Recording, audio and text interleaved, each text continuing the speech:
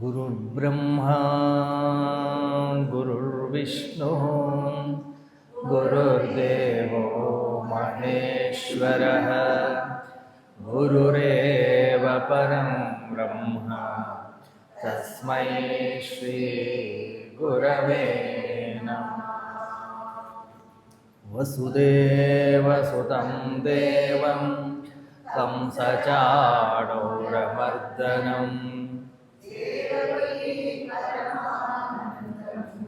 कृष्णं वन्दे जगद्गुरुं कृष्णं वन्दे जगद्गुरुम्।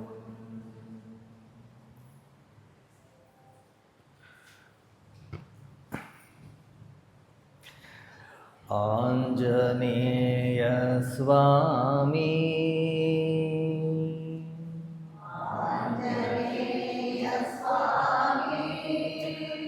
सतत भजन निरत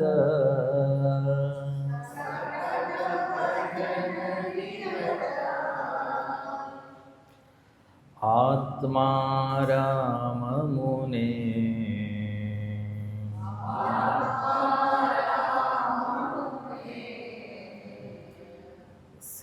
सीतापति दूत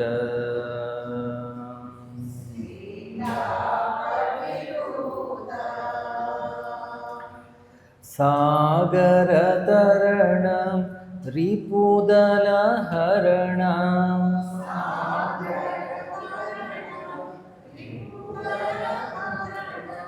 सागर तरण रिपुदल हरण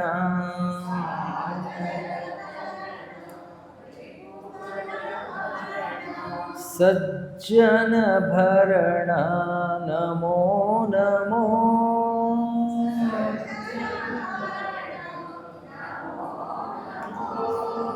सज्जन भरण नमो नमो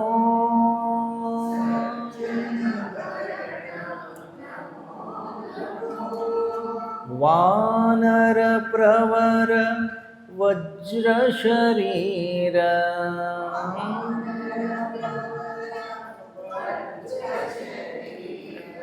वानर प्रवर वज्र शरीर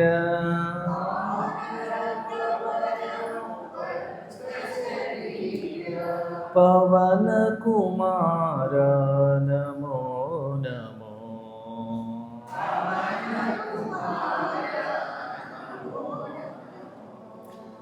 आञ्जनेय स्वामी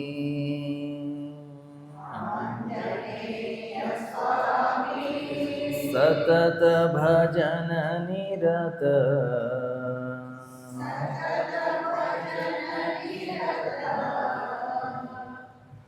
आत्मा राम मुने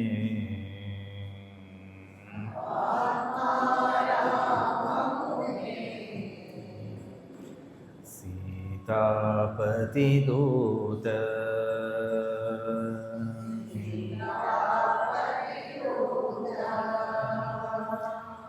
लक्ष्मण पालक लंका दाहक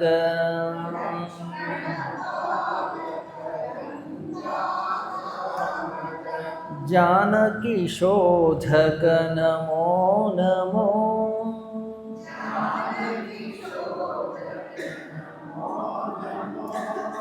लक्ष्मण पालक लंका दाहक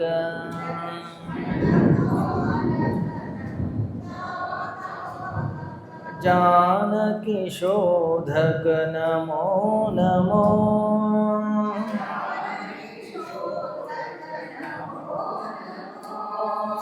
संवित साधक सेवक प्रेरक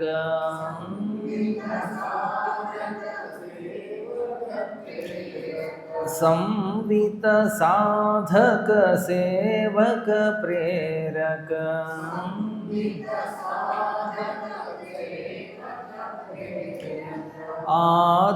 आदर्शात्मक नमो नमो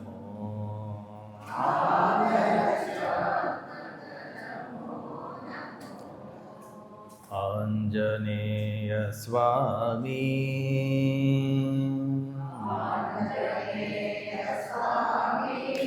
ಸತತ ಭಜನ ನಿರತ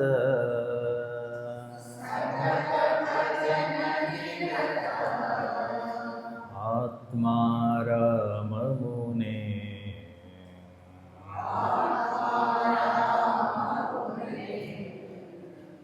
ಸೀತಾಪತಿ ದೂತ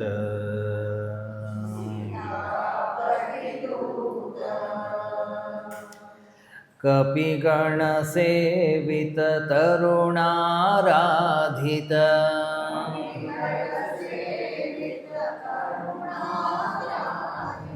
ಕವಿವರ ಸಂಸ್ತುತ ನಮೋ ನಮೋ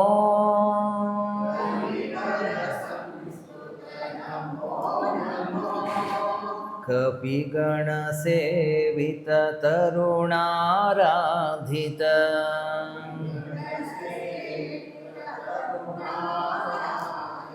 ಕವಿವರ ಸಂಸ್ತುತ ನಮೋ ನಮೋ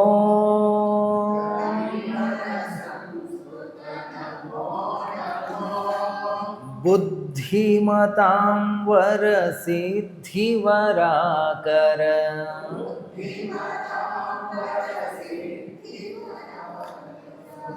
ಬುದ್ಧಿಮತಾಂ ವರ ಸಿದ್ಧಿವರಾಕರ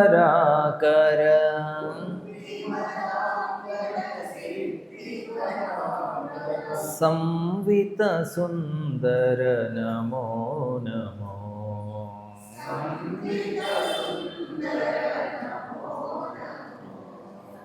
ಆಂಜನೇಯ ಸ್ವಾಮಿ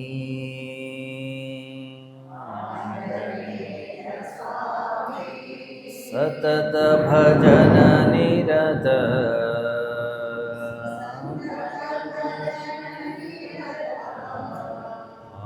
ಆತ್ಮಾರಾಮ ಮುನೆ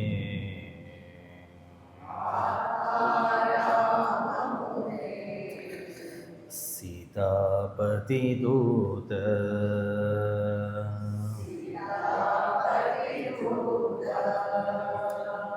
ಆತ್ಮಾರಾಮ ಮುನೆ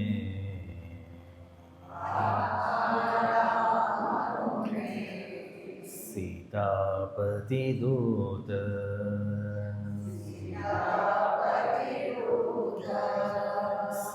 ಸೀತಾಪತಿ ದೂತ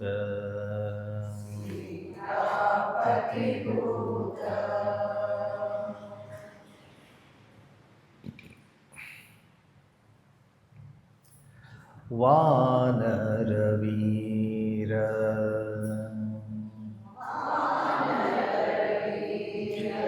ಶ್ರೀ ಆಂಜನೇಯ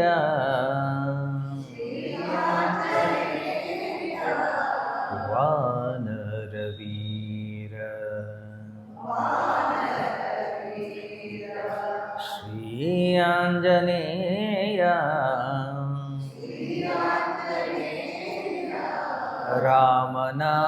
ರಾಮನಾಮನಾದಕ್ಕೆ ಒಲಿದು ಬರುವನವನು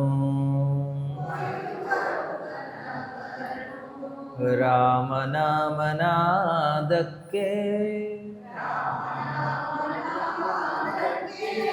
ಒಲಿದು ಬರುವನವನು ರಾಮ ರಾಮ ಎಂದರೆ ಅಲ್ಲೇ ಬರುವನವನು ರಾಮ ರಾಮ ಎಂದರೆ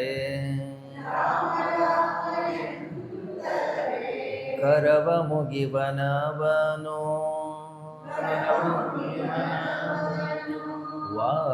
ವಾನರವೀರ ಶ್ರೀ ಆಂಜನೇಯ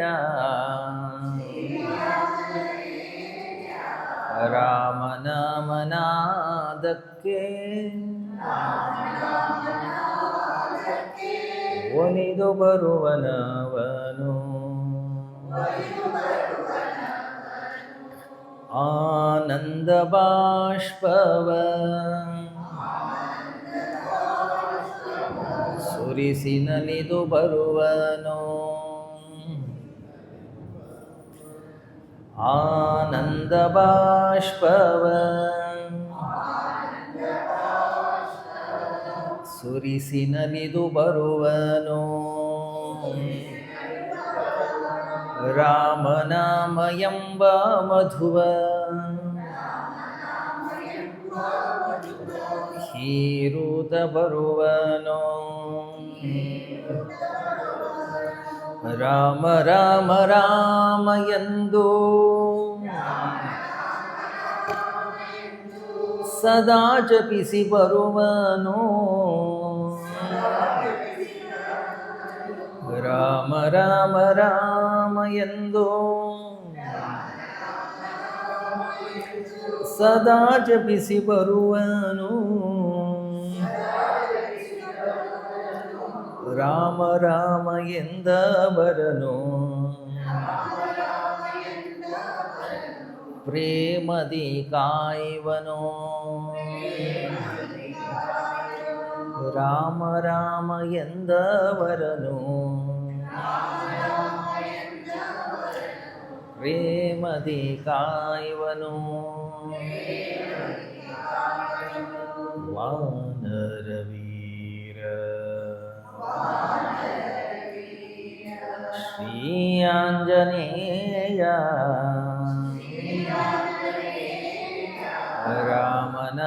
ರಾಮನಾಮನಾದಕ್ಕೆ ಒಲಿದು ಬರುವನವನು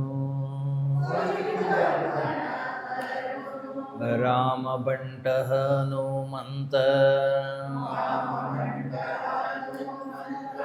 ಪರಮ ಜ್ಞಾನಿಯವನು ಅತುಲಿತ ಬಲವಂತ ಅಸುರ ಭಯಂಕರನು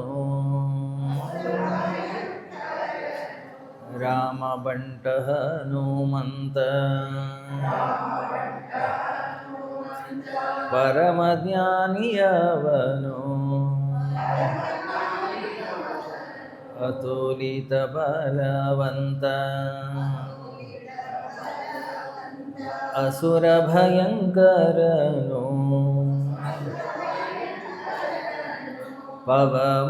ಪವಮಾನನಂದನನು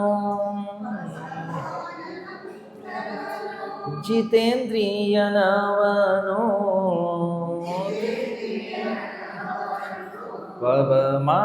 ಪವಮಾನನಂದನನು ಜಿತೇಂದ್ರಿಯನವನು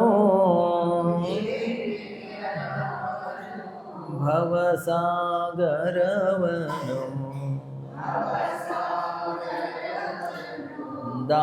ದಾಟಿಸುವವನು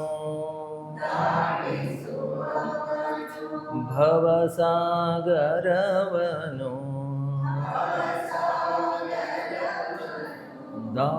ದಾಟಿಸುವವನು ವಾನರವೀರ ಶ್ರೀ ಆಂಜನೇಯ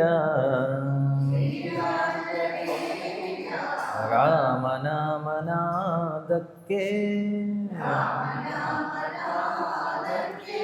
ಒಲಿದು ಬರುವನವನು ಒಲಿದು ಬರುವನವನು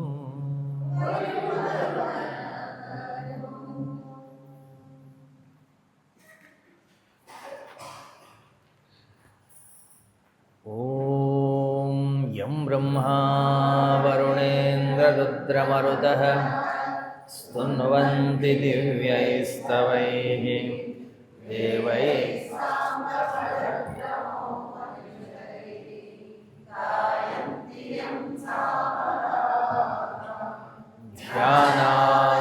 ಧ್ಯಾನಾವಸ್ಥಿತತದ್ಗತೇನ ಮನಸಾ ಯಸ್ಯಾಂ ತಂ ನ ವಿದುಃ ಸುರಾಸುರಗಣಾಃ ದೇವಾಯ ತಸ್ಮೈ ನಮಃ ದೇವಾಯ ತಸ್ಮೈ ನಮಃ.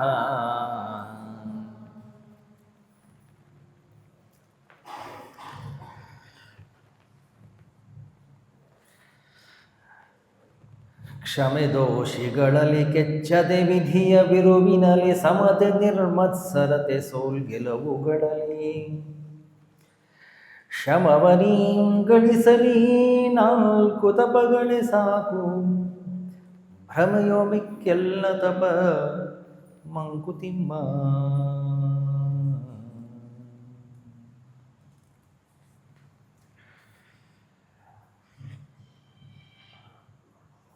ಪೂಜ್ಯ ಡಿ ವಿ ಜಿ ಏನು ತಪಸ್ಸಂದರೆ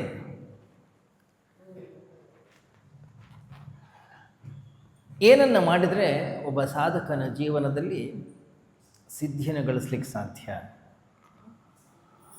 ಇನ್ನೊಂದು ಕಗ್ಗದಲ್ಲಿ ಹೇಳ್ತಾರವರು, ಶಾಸ್ತ್ರದಲ್ಲಿ ನೂರಾರು ಜೀವನ ಮೌಲ್ಯಗಳನ್ನು ಸಾಧನೆಗಳನ್ನು ಹೇಳಲ್ಪಟ್ಟಿದೆ. ಆದರೆ ಅವರು ಇದರಲ್ಲಿ ಹೇಳ್ತಾ ಇದ್ದಾರೆ, ಕೇವಲ ಈ 4 ನಾವು ನಮ್ಮ ಜೀವನದಲ್ಲಿ ಅಳವಡಿಸ್ಕೊಂಡ್ರೆ ಸಾಕು, ಬೇರೆ ಏನೂ ಕೂಡ ಮಾಡೋ ಅವಶ್ಯಕತೆ ಇಲ್ಲ.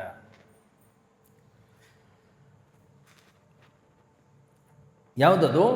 ಮೊದಲನೇದವ್ರು ಹೇಳ್ತಾ ಇದ್ದಾರೆ, ಕ್ಷಮೆ ದೋಷಿಗಳಲ್ಲಿ ಕೆಚ್ಚದೆ ವಿಧಿಯ ಬಿರುವಿನಲ್ಲಿ ಸಮತೆ ನಿರ್ಮತ್ಸರತೆ ಸೋಲ್ಗೆಲವುಗಳಲ್ಲಿ ಶಮವನೀಂ ಗಳಿಸಲಿ ಸಾಕು 4 ತಪಗಳೇ ಸಾಕು. ಕ್ಷಮೆ ದೋಷಿಗಳಲ್ಲಿ ಬಹಳ ಸುಂದರವಾದಂಥ ಒಂದು ವಿಚಾರವನ್ನು ವಿಸ್ತರಿಸ್ತಾ ಇದ್ದಾರೆ ಇಲ್ಲಿ. ಗಮನಿಸಿ, ಈ ಜಗತ್ತಿನಲ್ಲಿ ಎಲ್ಲರೂ ಕೂಡ ತಪ್ಪು ಮಾಡ್ತಾರೆ. ಜಾರದೇ ಇರ್ತಕ್ಕಂತಹ ವ್ಯಕ್ತಿ ಅಂತಕ್ಕಂಥವನೇ ಈ ಜಗತ್ತಿನಲ್ಲಿಲ್ಲ. ಯಾವ ವ್ಯಕ್ತಿ ನಡೆಯುವ ಪ್ರಯತ್ನವನ್ನು ಮಾಡ್ತಾನೆ, ಪ್ರತಿಯೊಬ್ಬ ವ್ಯಕ್ತಿಯೂ ಕೂಡ ಎಡುತ್ತಾನೆ, ಪ್ರತಿಯೊಬ್ಬ ವ್ಯಕ್ತಿಯೂ ಕೂಡ ಬೀಳ್ತಾನೆ, ಪ್ರತಿಯೊಬ್ಬ ವ್ಯಕ್ತಿ ಕೂಡ ಜಾರುತ್ತಾನೆ. ಒಂದು ವೇಳೆ ನಾನು ತಪ್ಪೇ ಮಾಡಬಾರ್ದು ಅಂತಕ್ಕಂಥ ಭಾವ ನಮ್ಮ ಅಂತಃಕರಣದ ಒಳಗಡೆಗಿದ್ದರೆ ನಾವು ಹೊರಗೆ ಹೋಗಬಾರ್ದು, ನಡೀಲೇಬಾರ್ದು. ಆದರೆ ಹಾಗಾಗಲ್ಲ. ಇದೊಂದು ಜೀವನದಲ್ಲಿ ನಾವು ಹೊರಗೆ ಹೋಗಲೇಬೇಕು. ಯಾವಾಗ ನಡೆಯುವ ಪ್ರಯತ್ನವನ್ನು ನಾವು ಮಾಡ್ತೀವೋ ಖಂಡಿತ ಎಡುತ್ತೀವಿ, ಖಂಡಿತವಾಗಿಯೂ ಕೂಡ ಜಾರ್ತೀವಿ. ಅದರಿಂದ ಈ ಜಗತ್ತಲ್ಲಿ ತಪ್ಪು ಮಾಡದಿರತಕ್ಕಂಥ ವ್ಯಕ್ತಿ ಇಲ್ಲ, ಎಲ್ಲರೂ ಕೂಡ ತಪ್ಪು ಮಾಡೇ ಮಾಡ್ತಾರೆ. ಆದರೆ ಸಮಸ್ಯೆ ಎಲ್ಲಿ ಬರುತ್ತೆ? ಕ್ಷಮೆ ದೋಷಿಗಳಲ್ಲಿ. ಮತ್ತೊಬ್ಬ ವ್ಯಕ್ತಿ ತಪ್ಪು ಮಾಡಿದಾಗ ಅವನಿಗೆ ನಾವು ಬಹಳ ಕಠೋರವಾದಂಥ ಶಿಕ್ಷೆಯನ್ನು ಕೊಡ್ತೀವಿ. ಮತ್ತೊಬ್ಬ ವ್ಯಕ್ತಿ ಜಾರಿದಾಗ, ಮತ್ತೊಬ್ಬ ವ್ಯಕ್ತಿ ನಮಗೆ ಮೋಸ ಮಾಡಿದಾಗ, ಮತ್ತೊಬ್ಬ ವ್ಯಕ್ತಿಯಿಂದ ನಮಗೆ ಅನ್ಯಾಯವಾದಾಗ, ಅಥವಾ ಮತ್ತೊಬ್ಬ ವ್ಯಕ್ತಿಯಿಂದ ನಮಗೆ ಅಪಮಾನವಾದಾಗ ನಮ್ಮ ನಿರ್ಧಾರಗಳು ಬಹಳ ಕಠಿಣವಾಗಿರ್ತವೆ, ಬಹಳ ಕಠೋರವಾಗಿರ್ತವೆ. ಪೂಜ್ಯ ಡಿ ವಿ ಜಿ ಹೇಳ್ತಾ ಇದ್ದಾರೆ, ಕ್ಷಮೆ ದೋಷಿಗಳಲ್ಲಿ. ತಪ್ಪು ಯಾರಿಂದ ಆಗೋದಿಲ್ಲ, ಯಾರು ಜಾರೋದಿಲ್ಲ. ಗಮನಿಸಿ, ನಾವೆಲ್ಲ ಶರೀರ ಕೇಂದ್ರಿತ ವ್ಯಕ್ತಿಗಳು, ನಾವೆಲ್ಲ ಇಂದ್ರಿಯ ಕೇಂದ್ರಿತ ವ್ಯಕ್ತಿಗಳು. ನಮ್ಮಲ್ಲಿ ಬೇಕಾದಷ್ಟು ತಿಳುವಳಿಕೆ ಇದೆ, ನಮ್ಮಲ್ಲಿ ಬೇಕಾದಷ್ಟು ಜ್ಞಾನವಿದೆ, ನಮ್ಮಲ್ಲಿ ಬೇಕಾದಷ್ಟು ಅನುಭವ ಇದೆ. ಆದರೂ ಕೂಡ ವ್ಯಕ್ತಿ ಜಾರ್ತಾನೆ, ಆದರೂ ಕೂಡ ವ್ಯಕ್ತಿ ಎಡವುತ್ತಾನೆ, ಆದರೂ ಕೂಡ ವ್ಯಕ್ತಿ ಬೀಳ್ತಾನೆ. ಗಮನಿಸಿ, ನಮ್ಮ ಮನಸ್ಸು ಎಷ್ಟು ವಿಚಿತ್ರ ಅಂತಂದರೆ, ನಾನು ಜಾರಿದರೆ, ನಾನು ತಪ್ಪು ಮಾಡಿದರೆ, ನನ್ನಿಂದ ಏನಾದರೂ ಒಂದಿಷ್ಟು ಎಡವಟ್ಟಾದರೆ, ಅಥವಾ ನನ್ನಿಂದ ಏನಾದರೂ ಒಂದಿಷ್ಟು ಹೆಚ್ಚು ಕಡಿಮೆ ಆದರೆ ನಾವು ಅದನ್ನು ಸಮರ್ಥನೆ ಮಾಡ್ಕೊಳ್ತೀವಿ. ಯಾವ ರೀತಿಯಲ್ಲಿ? ಯಾರು ತಪ್ಪು ಮಾಡೋದಿಲ್ಲ, ಎಲ್ಲರೂ ತಪ್ಪು ಮಾಡ್ತಾರೆ, ಯಾರು ಎಡುವುದಿಲ್ಲ ಅಲ್ಲ. ಅದೇ ಮತ್ತೊಬ್ಬ ವ್ಯಕ್ತಿ ತಪ್ಪನ್ನು ಮಾಡಿದರೆ ನಾವು ಆ ರೀತಿಯಲ್ಲೇ ನೋಡೋದಿಲ್ಲ. ಮತ್ತೊಬ್ಬ ವ್ಯಕ್ತಿ ತಪ್ಪನ್ನು ಮಾಡಿದರೆ ಅವನಿಗೆ ಬಹಳ ಕಠೋರವಾದಂಥ ಶಿಕ್ಷೆಯನ್ನು ಕೊಡ್ತೀವಿ. ನಾವು ಅದನ್ನು ಘೋರ ಅಪರಾಧಿಯ ಹಾಗೆ ನಾವು ನೋಡ್ತೀವಿ. ಶಾರದಾ ಮಾತಾ ಒಂದು ಸರಿ ರಾತ್ರಿ ಹೊತ್ತು ಮಲ್ಕೊಂಡಿದ್ರು, ಮಧ್ಯರಾತ್ರಿ ಹೆಚ್ಚು ಕಡಿಮೆ 1-1.5 ಗಂಟೆ. ಆಶ್ರಮಕ್ಕೆ ಒಬ್ಬ ಕಳ್ಳ ಬಂದಿದ್ದ. ಸ್ವಾಮಿ ವಿವೇಕಾನಂದರು ಉಳಿದ ಒಂದು 4-5 ಜನ ಸನ್ಯಾಸಿಗಳು ಆ ಕಳ್ಳನನ್ನು ಹಿಡಿದು ಒಂದು ಕಂಬಕ್ಕೆ ಕಟ್ಟಾಕ್ಬಿಟ್ಟಿದ್ರು. ಕಂಬಕ್ಕೆ ಕಟ್ಟಾಕಿ ಹೊಡಿತಾ ಇದ್ರು ಅವನಿಗೆ. ಈ ಗಲಾಟೆಗೆ ಶಾರದಾ ಮಾತೆಗೆ ಎಚ್ಚರವಾಯಿತು. ಎಚ್ಚರವಾಗಿ ಅವ್ರು ಬಾಗಿಲು ತೆಗೆದ್ರು. ಏನು ಗಲಾಟೆ ನಡೀತಾ ಇದೆ ಇಲ್ಲಿ ಅಂತೇಳಿ. ಆವಾಗ ಅವ್ರು ಹೇಳಿದರು, ನಾವೊಬ್ಬ ಕಳ್ಳನನ್ನು ಹಿಡಿದಿದ್ದೀವಿ, ಅವನನ್ನು ಕಟ್ಟಾಕಿದ್ದೀವಿ. ಅದು ಖುಷಿ. ಯಾಕೆ? ಶಾರದಮ್ಮ ನಮಗೆ ಶಬಾಷ್ ಅಂತಾರೆ ಅಂತ. ಅವನನ್ನು ನೋಡಿದರು, ಅವನನ್ನು ಬಿಚ್ಚಿ, ಫಸ್ಟ್ ಏನು ಗಂಟು ಹಾಕಿ ಕಟ್ಟಿದ್ರಲ್ಲ ಕಂಬಕ್ಕೆ ಬಿಚ್ಚಿ ಅವನನ್ನು ಬಿಚ್ಚಿಸಿದ್ರು. ಅವನು ಹೋಗಿ ಕೇಳಿದರು. ಅವನನ್ನು ನೋಡಿದರೆ ಅವರಿಗೆ ಗೊತ್ತಾಗ್ತಾಯಿತ್ತು ಭಾಳ ದಿನಗಳಿಂದ ಇವನು ಊಟ ಮಾಡಿಲ್ಲ ಅಂಥೇಳಿ. ಅವನಿಗೆ ಅನ್ನಿಸ್ತು, ಊಟ ಮಾಡ್ತೀಯಾ? ಅವನೊಂದು ಹೌದು. ಸೀದಾ ಅಡುಗೆ ಮನೆ ಕರ್ಕೊಂಡು ಹೋದರು. ಊಟ ಇತ್ತಲ್ಲಿ ಅಡುಗೆ ಮನೆಯಲ್ಲಿ. ಒಂದು ತಟ್ಟೆ ಹಾಕಿ ಊಟವನ್ನು ಬಡಿಸಿದ್ರು. ಈ ಸನ್ಯಾಸಿಗಳಿಗೆ ಸಿಟ್ಟು, ನಾವು ಕಳ್ಳನನ್ನು ಹಿಡಿದಿದ್ದೀವಿ, ನಮಗೇನು ಶಬಾಷ್ಕರಿ ಇಲ್ಲ, ಆ ಕಳ್ಳತನ ಮಾಡ್ಲಿಕ್ಕೆ ಬಂದವನಿಗೆ ಊಟಕ್ಕೆ ಹಾಕ್ತಾಯಿದ್ದಾರೆ ಇವರು. ಚೆನ್ನಾಗಿ ಏನೇನಿತ್ತು ಎಲ್ಲವನ್ನೂ ಖಾಲಿ ಮಾಡಿಬಿಟ್ಟ. ಶಾರದಮ್ಮಂಗೆ ಅನ್ನಿಸ್ತು, ಇವನು ಒಂದಲ್ಲ ಅನೇಕ ದಿನಗಳಿಂದ ಊಟ ಮಾಡಿಲ್ಲ. ಸುಮಾರು ಹೊತ್ತು ಊಟ ಎಲ್ಲ ಆಯಿತು. ಊಟ ಆದಮೇಲೆ ಕೈ ತಳ್ಕೊಂಡು ಅವನು ಹೊರಗೆ ಬಂದ. ಆವಾಗ ಹೇಳಿದರು, ಏನು ಜನ ಇದ್ದೀರ ನೀವು, ಊಟನೇ ಮಾಡಿಲ್ಲ, ಎಷ್ಟು ಹಸಿವೆ ಆಗಿದೆ ಅವನಿಗೆ, ಅವನನ್ನು ಕಟ್ಟಾಕಿದ್ದೀರಲ್ಲ. ಇಂಥ ಸಂದರ್ಭದಲ್ಲಿ ಕಳ್ಳತನ ಮಾಡಿದರೆ ತಪ್ಪಿಲ್ಲ ಅಂತ.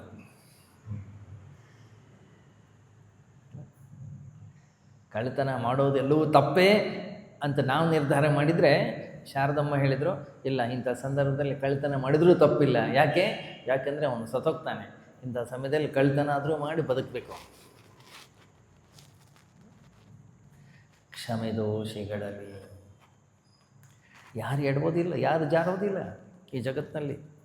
ಗಮನಿಸಿ ನೀವು, ಮತ್ತೊಬ್ಬರ ದೋಷ, ಮತ್ತೊಬ್ಬರ ತಪ್ಪುಗಳು ನಮಗೆ ಬಹಳ ದೊಡ್ಡದಾಗಿ ಕಾಣಿಸ್ತವೆ.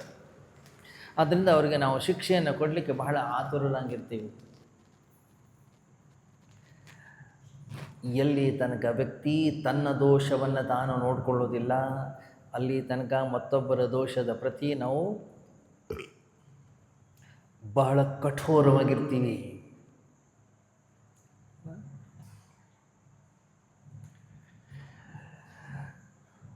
ಶರೀರ ಕೇಂದ್ರಿತ ವ್ಯಕ್ತಿಗಳು ನಾವು, ಇಂದ್ರಿಯ ಕೇಂದ್ರಿತ ವ್ಯಕ್ತಿಗಳು.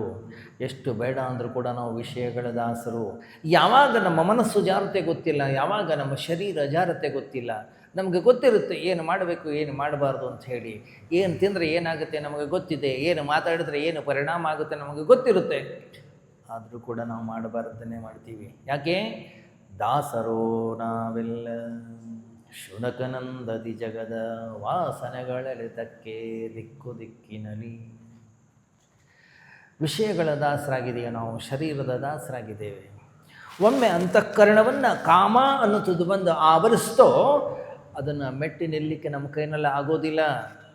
ಒಮ್ಮೆ ನಮ್ಮ ಅಂತಃಕರಣದ ಒಳಗಡೆ ಕಾಮ ಅನ್ನೋದು ಜಾಗೃತವಾಯಿತು, ಅದಕ್ಕೆ ಏನು ಬೇಕು ನೀವು ಅದನ್ನು ತಂದು ಕೊಡಲೇಬೇಕು. ಯಾಕೆಂದರೆ ಇಷ್ಟು ವರ್ಷಗಳ ಕಾಲ ನೀವು ತಂದು ಕೊಟ್ಟು ಅದಕ್ಕೆ ಅಭ್ಯಾಸವನ್ನು ಮಾಡಿಸಿದ್ದೀರಿ. ಒಂದು ವೇಳೆ ಅಂತಃಕರಣದ ಒಳಗಡೆಗೆ ಏನು ಕಾಮದ ಉದಯವಾಗಿದೆ, ಅದನ್ನು ನೀವು ತಂದು ಕೊಡಲಿಲ್ಲ, ಅದನ್ನು ಭೋಗಿಸಲಿಲ್ಲ ನೀವು ಅಂತಂದರೆ ಎಲ್ಲ ಕಡೆಗೂ ಅದೇ ಕಾಣಿಸ್ಲಿಕ್ಕೆ ಶುರುವಾಗುತ್ತೆ. ಕನಸಲ್ಲೆಲ್ಲ ಅದೇ ಬರಲಿಕ್ಕೆ ಶುರುವಾಗುತ್ತೆ ಅಲ್ಲ? ನೋಡಿ ನೀವು, ಭಾಳ ವಿಚಿತ್ರ ಇದೆ ನಮ್ಮ ಮನಸ್ಸು. ಒಂದು ವೇಳೆ ನನ್ನ ಮನಸ್ಸಲ್ಲೇ ನನಗೊಂದು ಕಾರ್ ತೊಗೊಳ್ಬೇಕು ಅಂತ ಹೇಳಿ ಇಚ್ಛೆ ಇದ್ದರೆ, ಕಾಮನೆ ಇದ್ದರೆ, ಯಾರ ಮನೆಗಳಲ್ಲಿ ಕಾರಿದೆ ಅಂಥ ರಸ್ತೆಯಲ್ಲಷ್ಟೇ ಓಡಾಡ್ತೀನಿ ನಾನು.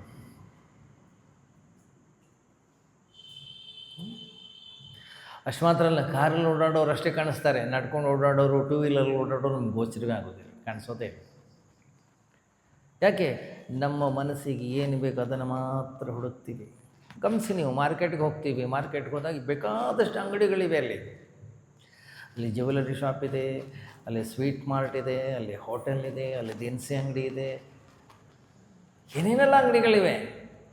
ಎಲ್ಲ ಅಂಗಡಿಗಳು ನಮಗೆ ಕಾಣಿಸೋದಿಲ್ಲ. ಮತ್ತು ನನ್ನ ಅಂತಃಕರಣದ ಒಳಗಡೆಗೆ ಯಾವ ವಿಷಯ ವಸ್ತುಗಳ ಹಸಿವೆ ಇದೆ ಅದನ್ನು ಮಾತ್ರ ನಾವು ನೋಡ್ತೀವಿ, ಬೇರೆದನ್ನು ನಾವು ನೋಡೋದಿಲ್ಲ. ಬೇರೆದು ನಮ್ಗೆ ಕಾಣಿಸೋದೇ ಇಲ್ಲ.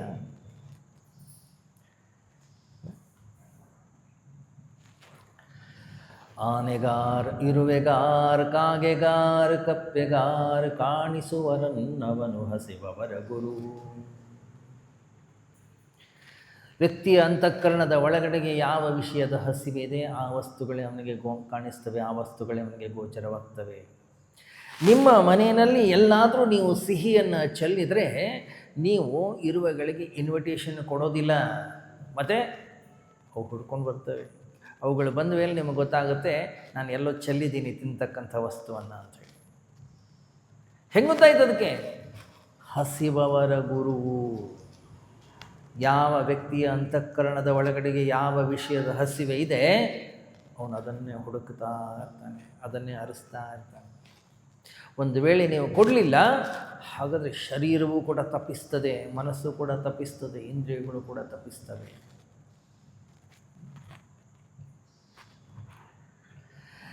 ಎಷ್ಟೊತ್ತು ಸಹಿಸ್ತೀರಿ ನೀವು? 1 ಸಾರಿ, 2 ಸಾರಿ, 3 ಸಾರಿ, 4 ಸಾರಿ?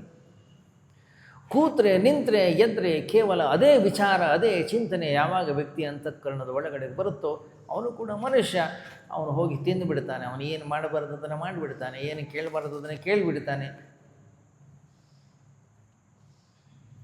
ತಪ್ಪುಗಳು ಘಟಿಸ್ತವೆ. ಯಾರು ತಪ್ಪು ಮಾಡಿಲ್ಲ ಈ ಜಗತ್ತಿನಲ್ಲಿ? ಎಲ್ಲರೂ ಕೂಡ ತಪ್ಪು ಮಾಡ್ತಾರೆ.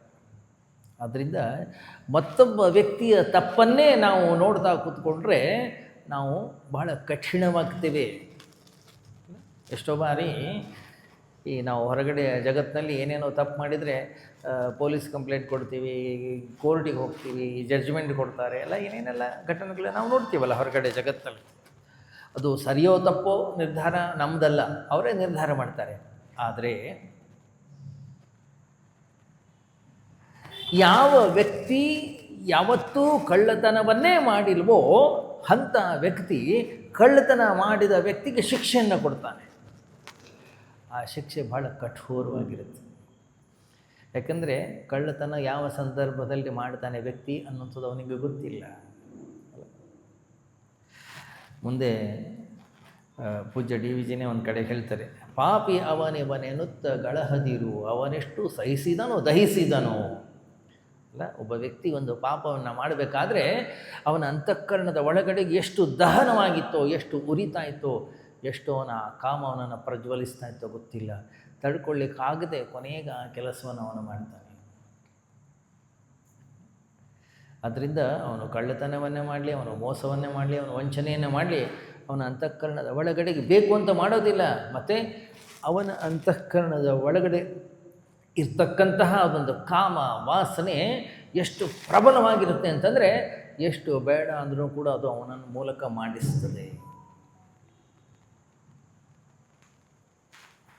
ಅದಕ್ಕೆ ಮತ್ತೊಬ್ಬ ವ್ಯಕ್ತಿಯಲ್ಲಿ ದೋಷವನ್ನು ನೋಡೋದಕ್ಕಿಂತ ವ್ಯಕ್ತಿ ಯಾವಾಗ ತನ್ನ ಕಡೆಗೆ ದೃಷ್ಟಿಯನ್ನು ಹರಿಸ್ತಾನೋ, ಯಾವ ವ್ಯಕ್ತಿ ತನ್ನ ದೋಷವನ್ನು ಮೊದಲು ಕಂಡುಕೊಳ್ತಾನೋ ಆವಾಗ ಮತ್ತೊಬ್ಬ ವ್ಯಕ್ತಿಯ ದೋಷಗಳ ಪ್ರತಿ ಕರುಣಾಪೂರ್ಣನಾಗಿರ್ತಾನೆ. ಯಾವಾಗ ನಮ್ಮ ದೋಷಗಳನ್ನು ನಾವು ನೋಡಲಿಕ್ಕೆ ಶುರು ಮಾಡ್ತೀವೋ ನಾವು ಆವಾಗ ಅಂತೀವಿ, ಅಯ್ಯೋ ನಾನು ಮಾಡಿರೋ ಪಾಪ ಕೆಲಸಗಳಿಗೆ ಹೋಲಿಸಿದರೆ ಅವನದು ಏನೂ ಅಲ್ಲವೇ ಅಲ್ಲ. ನನ್ನ ವಿಚಾರಗಳನ್ನು ನಾನು ಚಿಂತನೆಯನ್ನು ಮಾಡಿದರೆ ಆ ವ್ಯಕ್ತಿ ಏನು ವಿಚಾರ ಮಾಡ್ತಾ ಇದ್ದಾನೆ ಏನೂ ಅಲ್ಲ ಅದು. ಯಾಕೆ? ಯಾವಾಗ ನನ್ನ ದೋಷದ ಕಡೆಗೆ ನನ್ನ ಲಕ್ಷ್ಯವಿರುತ್ತೋ ಮತ್ತೊಬ್ಬ ವ್ಯಕ್ತಿಯ ದೋಷಗಳ ಪ್ರತಿ ಬಹಳ ಸೌಮ್ಯವಾಗಿರ್ತೀವಿ, ನಾವು ಕರುಣಾಪೂರ್ಣರಾಗಿರ್ತೀವಿ. ಅದಕ್ಕೆ ಹೇಳ್ತಾ ಇದ್ದಾರೆ, ಕ್ಷಮೆ ದೋಷಿಗಳಲ್ಲಿ ಯಾರು ಜಾರೋದಿಲ್ಲ, ಯಾರು ಎಡ್ಬೋದಿಲ್ಲ ಈ ಜಗತ್ತಲ್ಲಿ, ಯಾರು ಬೀಳೋದಿಲ್ಲ. ಪ್ರತಿಯೊಬ್ಬ ವ್ಯಕ್ತಿಯೂ ಕೂಡ ಬೀಳ್ತಾನೆ, ಪ್ರತಿಯೊಬ್ಬ ವ್ಯಕ್ತಿಯೂ ಕೂಡ ಜಾರ್ತಾನೆ.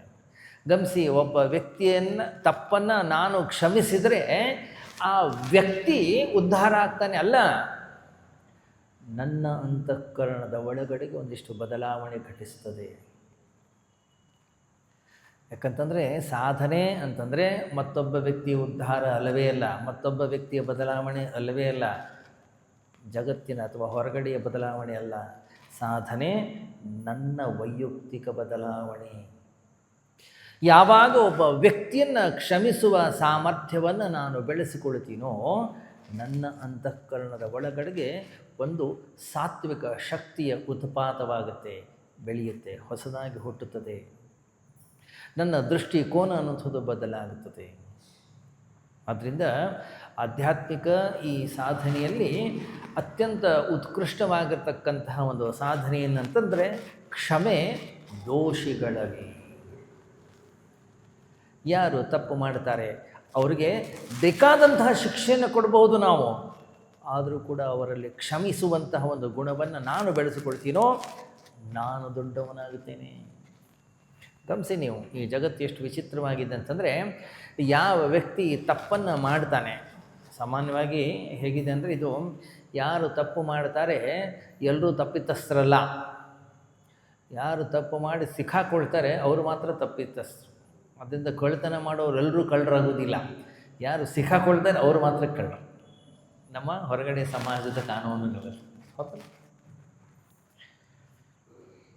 ಯಾವಾಗ ವ್ಯಕ್ತಿ ತಪ್ಪು ಮಾಡಿ ಸಿಕ್ಕಾಕೊಳ್ತಾನೋ ಅವನು ಹೇಳ್ತಾನೆ, ಹೌದು ಸರ್ ನನ್ನಿಂದ ಇಂದು ತಪ್ಪಾಗಿದೆ, ನಾನು ಮಾಡಬಾರ್ದಿತ್ತು, ನಾನು ಮಾಡಿಬಿಟ್ಟಿದ್ದೇನೆ, ದಯವಿಟ್ಟು ಇದಕ್ಕೇನಾದರೂ ಒಂದು ಶಿಕ್ಷೆಯನ್ನು ಕೊಡಿ.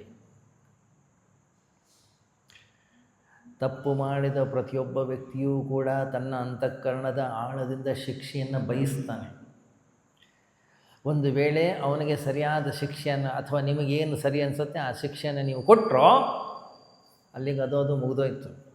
ಮತ್ತು ಅವನು ಹೊಸ ತಪ್ಪನ್ನು ಮಾಡಲಿಕ್ಕೆ ರೆಡಿ ಆಗ್ತಾನೆ. ಅಷ್ಟು ಮಾತ್ರ ಅಲ್ಲ, ನಾವು ಮೊನ್ನೆ ಚಿಂತನೆ ಮಾಡ್ತಾಯಿದ್ದೆವು, ಈ ಜಗತ್ತಿನಲ್ಲಿ ತಪ್ಪು ಮಾಡಿದ ಪ್ರತಿಯೊಬ್ಬ ವ್ಯಕ್ತಿಗೂ ಕೂಡ ಶಿಕ್ಷೆಯನ್ನೇ ಕೊಟ್ಟು ನಾನು ಸರಿ ಮಾಡ್ತೀನಿ ಅಂಥೇಳಿ ನಾವು ಏನು ಅನೇಕ ಕಾನೂನುಗಳನ್ನು ಏನು ಮಾಡಿದ್ದೀವಿ, ಎಷ್ಟು ಜನರನ್ನು ನಾವು ಬದಲಾಯಿಸಿದ್ದೀವಿ, ಎಷ್ಟು ಜನರಲ್ಲಿ ಕಳ್ಳತನ ಹೋಗಿದೆ, ಎಷ್ಟು ಜನರಲ್ಲಿ ಕರುಣೆ ಅನ್ನೋದು ಉದಯವಾಗಿದೆ, ಎಷ್ಟು ಜನ ಒಳ್ಳೆಯವರಾಗಿದ್ದಾರೆ. ಇಲ್ಲ, ನಾವು ಮಾಡಿರುವ ಕಾನೂನು ಅಥವಾ ನಾವು ಕೊಡ್ತಕ್ಕಂಥ ಶಿಕ್ಷೆಯಿಂದ ಒಬ್ಬ ವ್ಯಕ್ತಿ ಕಳ್ಳನಾಗಿದ್ದರೆ ಅವನು ಪರ್ಮನೆಂಟ್ ಕಳ್ಳನಾಗಿಬಿಡ್ತಾನೆ. ಒಬ್ಬ ಕೊಲೆಗಡುಕನಾಗಿದ್ರೆ ಒಬ್ಬ ಪರ್ಮನೆಂಟ್ ಕೊಲೆಗಡುಕನೇ ಆಗಿಬಿಡ್ತಾನೆ. ಯಾಕೆ? ಆ ವ್ಯಕ್ತಿ ಏನಾದರೂ ಶಿಕ್ಷೆಯನ್ನು ಪಡೆದು ಹೊರಗಡೆ ಬಂದರೆ ನಾವು ಅವನನ್ನು ನಮ್ಮ ಹಾಗೆ ಸ್ವೀಕರಿಸಲಿಕ್ಕೆ ನಾವು ತಯಾರಿಲ್ಲ. ಕೂತ್ರೆ ನಿಂತರೆ ಅವನನ್ನು ಗೊತ್ತಿಲ್ವಾ, ಇವ್ರ ಮೊನ್ನೆ ಜೈಲಿಗೂ ಬಂದಿತ್ತು, ಅವನಿಗೆ ಮಾಡ್ತಕ್ಕಂಥ ಅಪಮಾನ, ಅವನನ್ನು ಮುಜುಗರಕ್ಕೆ ಸಿಲುಕಿಸ್ತಕ್ಕಂತಹ ಸನ್ನಿವೇಶಗಳು ಅನಿವಾರ್ಯವಾಗಿ ಅವನು ಅದನ್ನೇ ವೃತ್ತಿಯನ್ನಾಗಿ ಮಾಡ್ಕೋತಾನೆ.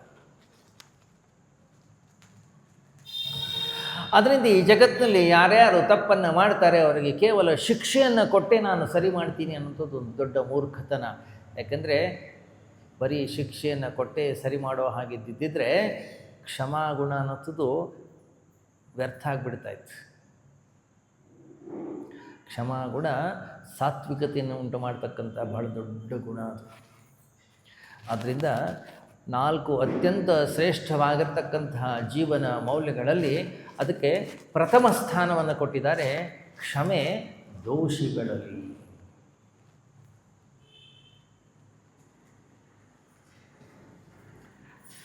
ಗಮನಿಸಿ, ಯಾವಾಗ ವ್ಯಕ್ತಿ ಸಾಧನೆಯನ್ನು ಮಾಡಲಿಕ್ಕೆ ಹೊರಡ್ತಾನೆ ಆವಾಗಷ್ಟೇ ಗೊತ್ತು ಸಾಧನೆ ಅನ್ನೋದು ಎಷ್ಟು ಕಷ್ಟ. ಇಂದ್ರಿಯಗಳ ಮೇಲಿನ ಹಿಡಿತ, ಶರೀರದ ಮೇಲಿನ ಹಿಡಿತ, ಮನಸ್ಸಿನ ಮೇಲಿನ ಹಿಡಿತ ನಾವು ತಿಳಿದಷ್ಟು ಸರಳ ಇಲ್ಲ, ನಾವು ತಿಳಿದಷ್ಟು ಸುಲಭವಿಲ್ಲ. ಯಾಕೆಂದರೆ ಶರೀರ ಏನು ಕೇಳುತ್ತೆ ಅದನ್ನು ಕೊಟ್ಟು ಅಭ್ಯಾಸ ಮಾಡಿದ್ದೀವಿ, ಇಂದ್ರಿಯಗಳಿಗೆ ಏನು ಬೇಕು ಅದನ್ನು ಕೊಟ್ಟು ಅಭ್ಯಾಸವನ್ನು ನಾವು ಮಾಡಿದ್ದೀವಿ.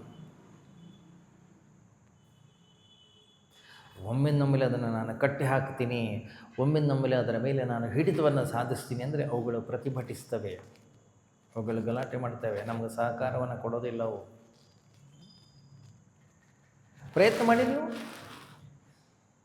ಪೂಜಾ ಕೋಣೆಯಲ್ಲಿ ಹೋಗಿ ಕೂತ್ಕೊಂಡು 10 ನಿಮಿಷ ಶಾಂತವಾಗಿ ಕೂತ್ಕೊಳ್ಳುವ ಪ್ರಯತ್ನವನ್ನು ಮಾಡಿ, 10 ನಿಮಿಷ ಜಪ ಮಾಡುವ ಪ್ರಯತ್ನವನ್ನು ಮಾಡಿ, ಆವಾಗ ನಮ್ಗೆ ಗೊತ್ತಾಗುತ್ತೆ ಅವುಗಳ ಪ್ರಭಾವ ಎಷ್ಟು ಅಂಥೇಳಿ.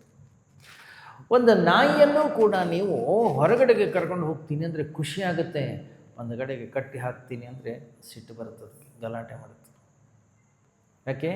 ಯಾಕೆಂದರೆ ಕಟ್ಟಿ ಹಾಕೋದು ಅದಕ್ಕೆ ಇಷ್ಟ ಇಲ್ಲ, ಬಂಧನ ಅದಕ್ಕೆ ಇಷ್ಟ ಇಲ್ಲ. ನಾವು ಮಾಡ್ತಕ್ಕಂಥ ಪೂಜೆ, ನಾವು ಮಾಡ್ತಕ್ಕಂಥ ಭಜನೆ, ನಾವು ಮಾಡ್ತಕ್ಕಂಥ ವ್ರತಗಳು, ನಾವು ಮಾಡ್ತಕ್ಕಂಥ ಸಾಧನೆ ಏನಾಗಿದೆ, ಮನಸ್ಸನ್ನು ಕಟ್ಟಿ ಹಾಕುವ ಒಂದು ಪ್ರಕ್ರಿಯೆ.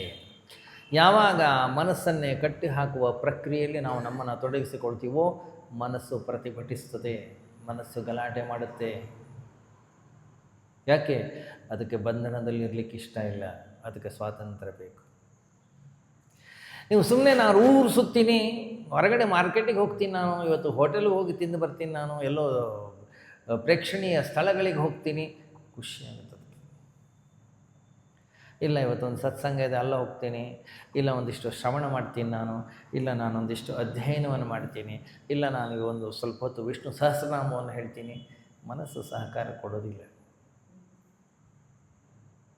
ಒಂದು ವೇಳೆ ಬಲವಂತವಾಗಿ ನಮ್ಮನ್ನು ಕರ್ಕೊಂಡು ಬಂದ್ರೂ ಅದು ಹೊರಗಡೆನೇ ಹೋಗುತ್ತೆ. ವಿದ್ವಾನೇವ ವಿಜಾನಾತಿ ವಿದ್ವಜ್ಜನ ಪರಿಶ್ರಮಂ. ಒಬ್ಬ ವಿದ್ವಾಂಸನಿಗೆ ಗೊತ್ತು ಆ ವಿದ್ವತ್ತನ್ನು ಗಳಿಸ್ಲಿಕ್ಕೆ ಅವನು ಎಷ್ಟು ಕಷ್ಟಪಟ್ಟಿದ್ದಾನೆ ಅಂಥೇಳಿ. ಕೇವಲ ಒಬ್ಬ ಸಾಧಕನಿಗೆ ಮಾತ್ರ ಗೊತ್ತು ಸಾಧನೆ ಅನ್ನೋದು ಎಷ್ಟು ಕಷ್ಟ. ಅದಕ್ಕೆ ಉಪನಿಷತ್ತು ಕೂಡ ಹೇಳುತ್ತೆ, ಶುರಸ್ಯ ಧಾರಾ ನಿಶಿತಾ ದುರತ್ಯಯ ದುರ್ಗಂ ಪಥಸ್ತತ್ಕಮಯೋ ವದಂತಿ. ಕಠೋಪನಿಷತ್ನಲ್ಲಿ ಯಮ ನಚಿಕೇತನಿಗೆ ಹೇಳ್ತಾನೆ, ಹೇ ನಚಿಕೇತ, ಈ ಸಾಧನ ಮಾರ್ಗ ಅನ್ನುವಂಥದ್ದು ಏನಿದೆ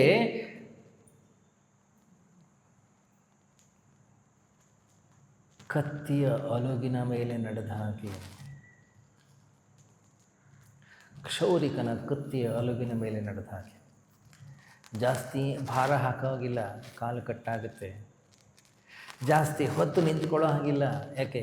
ಕಾಲು ಕಟ್ಟಾಗುತ್ತೆ. ಮತ್ತು ಬೇಗ ಬೇಗ ಹೋಗಬೇಕು, ಬ್ಯಾಲೆನ್ಸಿಂಗ್ ಕೂಡ ಇರಬೇಕು. ಅಷ್ಟು ಸೂಕ್ಷ್ಮವಾಗಿದೆ ಇದು. ಬಹಳಷ್ಟು ಜಾಗರೂಕರಾಗಿರ್ಬೇಕು ನಾವು. ಯಾಕೆಂದರೆ ನಮ್ಮ ಇಂದ್ರಿಯಗಳು, ನಮ್ಮ ಮನಸ್ಸು, ಬುದ್ಧಿಯೇ ನಮ್ಮನ್ನು ಕೆಳಗೆ ಎಳೆದು ಹಾಕ್ತವೆ. ಅವುಗಳೇ ನಮ್ಮ ಶತ್ರುಗಳು. ಕಾಮ ಏಷಃ ಕ್ರೋಧ ಏಷಃ ರಜೋಗುಣ ಸಮುದ್ಭವ ಮಹಾಶನೋ ಮಹಾಪಾಪ್ಮ ವಿದ್ಯೇನ ನಿಹವೈರಿಣಂ. ಭಗವಂತ ಭಗವದ್ಗೀತೆಯಲ್ಲಿ ಹೇಳ್ತಾನೆ, ಇದೇ ನಮ್ಮ ಶತ್ರು, ಇದರಿಂದಾಗಿ ನಾವು ಜಾರ್ತಾ ಇದ್ದೀವಿ. ಆದ್ದರಿಂದ ಮತ್ತೊಬ್ಬ ವ್ಯಕ್ತಿ ತಪ್ಪು ಮಾಡಿದಾಗ, ಮತ್ತೊಬ್ಬ ವ್ಯಕ್ತಿ ಜಾರಿದಾಗ, ಮತ್ತೊಬ್ಬ ವ್ಯಕ್ತಿಯಿಂದ ಏನೋ ಒಂದಿಷ್ಟು ಹೆಚ್ಚು ಕಡಿಮೆ ಆದಾಗ ಕ್ಷಮೆ ದೋಷಗಳಲ್ಲಿ ಸ್ವಲ್ಪ ಶಾಂತವಾಗಿರೋದನ್ನು ಕಲಿಬೇಕು.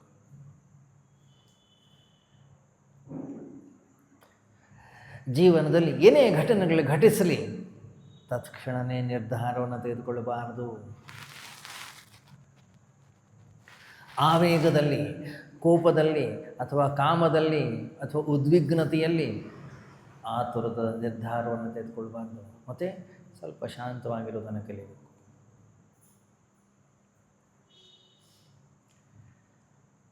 ಎಷ್ಟೋ ಬಾರಿ ಎದುರುಗಡೆಗೆ ಏನು ಗೋಚರವಾಗ್ತಾ ಇದೆ ಅದು ಸತ್ಯವೇ ಆಗಿರಬೇಕಂತಕ್ಕಂಥ ನಿಯಮ ಇಲ್ಲ. ಎಷ್ಟೋ ಬಾರಿ ಎದುರುಗಡೆಗೆ ಕಾಣಿಸೋದೇ ಒಂದು, ಆಗಿರೋದೇ ಇನ್ನೊಂದು. ಸ್ವಲ್ಪ ಶಾಂತಿ ಸಮಾಧಾನದಿಂದ ಕೂತ್ಕೊಂಡು ವಿಚಾರವನ್ನು ಮಾಡಿದಾಗ ನಮಗೆ ಗೊತ್ತಾಗುತ್ತೆ, ಓ ನನ್ನ ನಿರ್ಧಾರ ತಪ್ಪಾಯ್ತಲ್ಲ ಹಾಗಾದರೆ.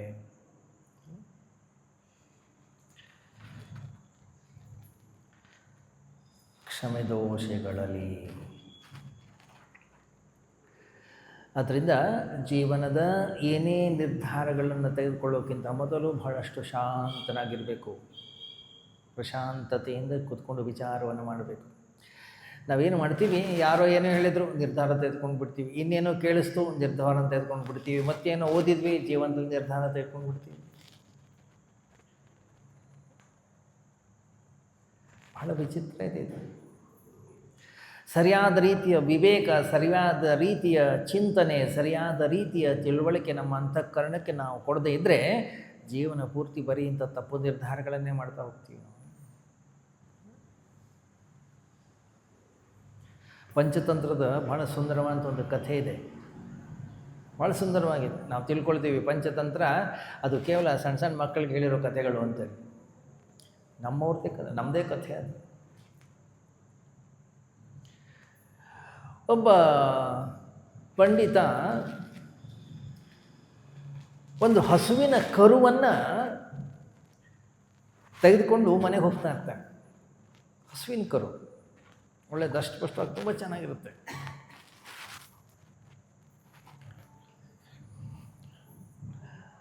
ದಾರಿಯಲ್ಲಿ ಹೋಗುವಾಗ ಒಂದು 4-5 ಜನ ನೋಡ್ತಾರೆ, ಏನು ಚೆನ್ನಾಗಿದೆ ಇದು ಕರು, ಏನಾರು ಮಾಡಿ ಈ ಕರು ಹೊಡಿಬೇಕು ನಾವು ವಿಚಾರ ಮಾಡ್ತಾರೆ. ಸೊ ಅವರೊಂದು ಪ್ಲ್ಯಾನ್ ಮಾಡ್ತಾರೆ. ಇವನು ಕರು ತೊಗೊಂಡು ಮನೆಗೆ ನಡ್ಕೊಂಡು ಹೋಗ್ತಾ ಇರ್ತಾನೆ.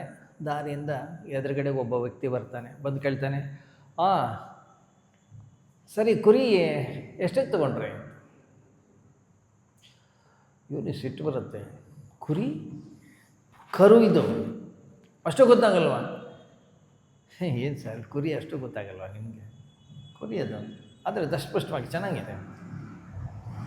ಕರು ಇದು ಹಸುವಿನ ಕರು, ಇದು ಕುರಿ ಅಂತೆ. ಮಾರ್ಲಿಕ್ಕೆ ತಂದಿಲ್ಲ, ನಾನು ಸಾಕ್ಲಿಕ್ಕೆ ತೊಗೊಂಡೋಗ್ತಾಯಿದ್ದೆ. ಇನ್ನೊಂದು ಕಿಲೋಮೀಟ್ರ್ ದೂರ ಹೋಗ್ತಾನೆ, ಮತ್ತೊಬ್ಬ ವ್ಯಕ್ತಿ ಬರ್ತಾನೆ, ಅವನು ಕೇಳ್ತಾನೆ, ಅರೆ ಕುರಿ ಎಲ್ಲಿ ತಗೊಂಡ್ರಿ? ನನಗೆ ಇಂಥದ್ದೇ ಬೇಕು. ಅವನಂತಾನೆ, ಕುರಿಯಲ್ಲ ಇದು ಕರು. ಅಲ್ಲ ಎಷ್ಟು ಕೊಟ್ರಿ ಇದಕ್ಕೆ? ಅವನಂತಾನೆ, ಆಗಿನ ಕಾಲದಲ್ಲಿ 100 ರೂಪಾಯಿ ಅಂತ. ಅವನು, ಹೌದಾ, ನೋಡಲಿಕ್ಕೆ ಕರು ಥರನೇ ಇದೆ, ಆದರೆ ಇದು ಕುರಿಯೇ. ಸಿಟ್ಟು ಬರುತ್ತಾ, ನಡೆ ಆಚೆ, ಬೈದು ಮುಂದೆ ಹೋಗ್ತಾನೆ. ಇನ್ನೊಂದು ಸ್ವಲ್ಪ ದೂರ ಹೋದ್ಕೊಳ್ಳಿ ಮತ್ತೊಬ್ಬ ವ್ಯಕ್ತಿ ಬರ್ತಾನೆ, ಇದನ್ನೇ ಹುಡುಕ್ತಾ ಇದ್ದೆ, ಇದೇ ಜಾತಿನೇ ಹುಡುಕ್ತಾ ಇದ್ದೆ ನಾನು. ಏನು, ಇಂಥ ಕುರಿನೇ ನನಗೆ ಬೇಕಿತ್ತು. ಗಮನಿಸಿ, ಜೀವನದಲ್ಲಿ ಪದೇ ಪದೇ ಪದೇ ಪದೇ ಪದೇ ಪದೇ ಹೇಳಿದ ಸುಳ್ಳು ಸತ್ಯ ಆಗ್ಬಿಡುತ್ತೆ. ಈಗ 3ನೇ ಅವನು ಹೇಳಿದ ಕೂಡಲೇ ಅವನಿಗೆ ಸ್ವಲ್ಪ ಕನ್ಫ್ಯೂಷನ್ ಆಯಿತು. ನಾನು ಕುರಿ ತೊಗೊಂಡಿದ್ದೀನೋ ಕರು ತೊಗೊಂಡಿದ್ದೀನಿ.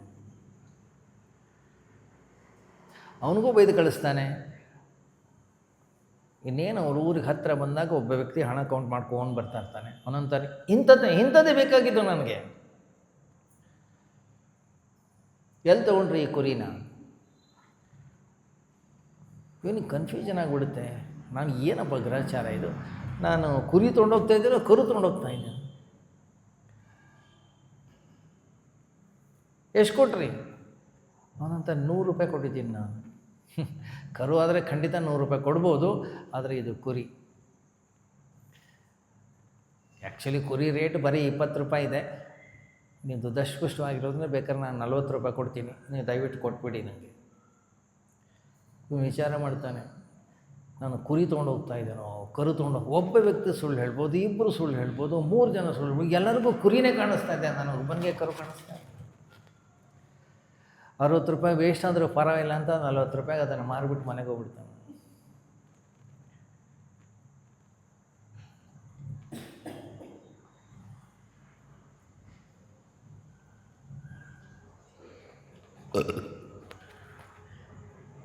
ನಮ್ಮ ಜೀವನವೂ ಅಷ್ಟೇ.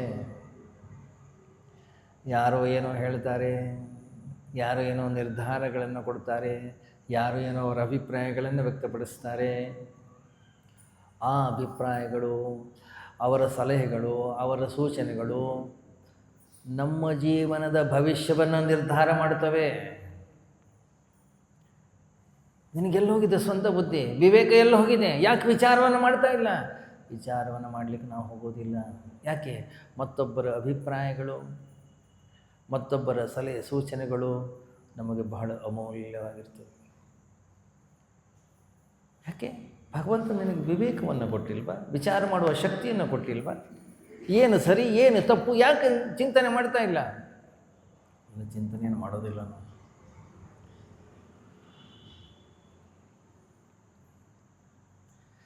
ಈ ಜಗತ್ತಲ್ಲಿ ನೂರಾರು ಸುಳ್ಳು ಸುಳ್ಳು ಸುಳ್ಳು ಸುಳ್ಳು ಮಾಹಿತಿಗಳು ಬರ್ತವೆ. ಏನೇನೋ ತಿಳ್ಕೊಳ್ತೀವಿ ನಾವು, ಏನೇನೋ ತಿಳ್ಕೊಂಡು ಏನೇನೋ ಜೀವನದಲ್ಲಿ ನಿರ್ಧಾರಗಳನ್ನು ತೆಗೆದುಕೊಳ್ತೀವಿ ಅಲ್ಲ. ಮುಂಚೆಲ್ಲ ಬರೀ ಮಾಹಿತಿಗಳು ಶಾಸ್ತ್ರದಿಂದ, ವ್ಯಕ್ತಿಯಿಂದ, ಪಂಡಿತನಿಂದ, ಗುರುಗಳಿಂದ ಅಷ್ಟೇ ಸಿಗ್ತಾ ಇತ್ತು.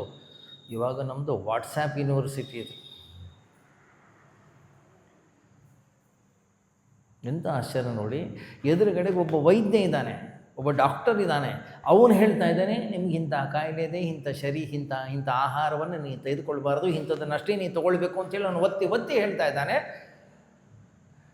ಮತ್ತು ಸರ್ ಇದು ವಾಟ್ಸಪ್ಪಲ್ಲಿ ಹೀಗೆ ಬಂದಿದೆಯಲ್ಲ.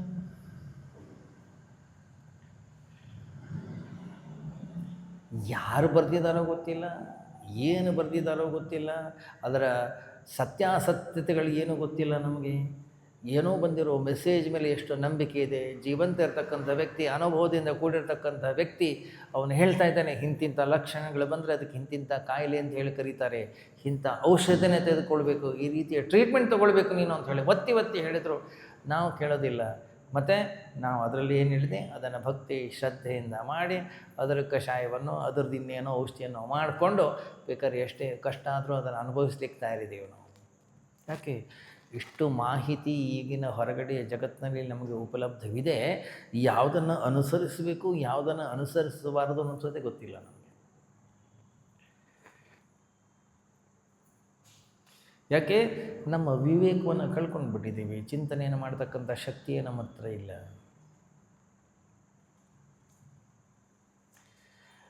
ಕ್ಷಮೆದೋಷಗಳಲ್ಲಿ ಕೆಚ್ಚದೆ ವಿಧಿಯ ಬಿರುವಿನಲ್ಲಿ ಸಮತೆ ನಿರ್ಮತ್ಸರತೆ ಸೋಲ್ಗೆಲವುಗಳಲ್ಲಿ. ಕೆಚ್ಚದೆ ವಿಧಿಯ ಬಿರುವಿನಲ್ಲಿ ಅಲ್ಲ, ಇನ್ನೊಂದು ಸುಂದರವಾದ ಜೀವನ ಮೌಲ್ಯವನ್ನು ಅವ್ರು ಹೇಳ್ತಾರೆ. ಏನು ಬೇಕಾದ್ದು ಜೀವನದಲ್ಲಿ ಘಟನೆಗಳು ಘಟಿಸಲಿ, ಕೆಚ್ಚದೆ ಧೈರ್ಯದಿಂದ ಅದನ್ನು ಎದುರಿಸುವ ಶಕ್ತಿ ಸಾಮರ್ಥ್ಯವನ್ನು ನಾವು ಬೆಳೆಸ್ಕೊಳ್ಬೇಕು. ಇದು ಜಗತ್ತು, ಇದು ಜೀವನ ಹೇಗಿದೆ ಅಂತಂದರೆ, ನಾವು ಬಯಸಿದ ಹಾಗೆ ಯಾವ ಘಟನೆಗಳು ಘಟಿಸೋದಿಲ್ಲ, ನಾವು ಅಂದುಕೊಂಡಾಗ ಯಾವುದೂ ಕೂಡ ಇಲ್ಲಿ ಆಗೋದಿಲ್ಲ. ಮತ್ತು ಏನೇನೋ ಆಗ್ತಾ ಇರುತ್ತೆ, ನಾವೇನೋ ಒಂದು ಬಯಸ್ತೀವಿ, ಹೊರಗಡೆ ಇನ್ನೇನೋ ಉಲ್ಟಾ ಆಗುತ್ತೆ. ನಾನು ಲಾಭವನ್ನು ಬಯಸಿದರೆ ನಷ್ಟವಾಗ್ಬೋದು, ಅಥವಾ ನಾನು ಲಾಭವನ್ನು ಬಯಸಿದರೆ ಲಾಭ ಬರ್ಬೋದು. ನಾನು ಎಷ್ಟು ಲಾಭವನ್ನು ಬಯಸಿದ್ದೆ ಅಷ್ಟು ಬರಲಿಕ್ಕಿಲ್ಲ. ಎಷ್ಟೋ ಬಾರಿ ನಾನು ಎಷ್ಟು ಲಾಭವನ್ನು ನಾನು ಬಯಸ್ತೀನಿ ಅದರ 10ರಷ್ಟು ಲಾಭ ಬರ್ಬೋದು ಅಲ್ಲ, ಅದನ್ನು ಕೂಡ ತಡ್ಕೊಳ್ಳೋ ಶಕ್ತಿ ನಮ್ಮ ಹತ್ರ ಇರೋದಿಲ್ಲ.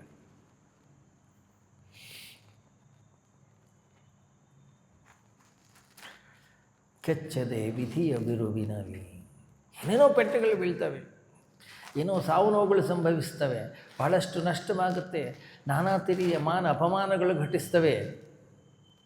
ಮತ್ತು ಕೆಚ್ಚದೆ ವಿಧಿಯ ಬಿರುವಿನಲ್ಲಿ ಸ್ವಲ್ಪ ಶಾಂತವಾಗಿರೋದನ್ನು ಮೊದಲು ಕಲಿಬೇಕು ನಾವು.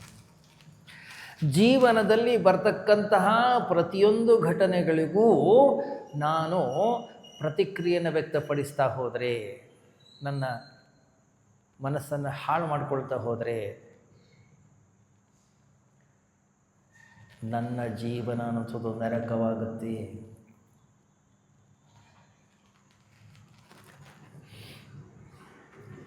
ಜೀವನದಲ್ಲಿ ಯಾರಿಗೆ ಕಷ್ಟ ಬಂದಿಲ್ಲ, ಯಾರಿಗೆ ನಷ್ಟವಾಗಿಲ್ಲ, ಯಾರಿಗೆ ತಾಪತ್ರಯ ಆಗಿಲ್ಲ?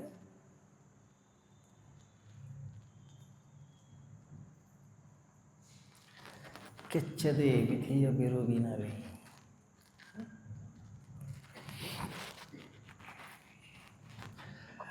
ಒಂದು ಸರಿ ನಾನು ಮುಂಬೈಗೆ ಹೋಗಿದ್ದೆ.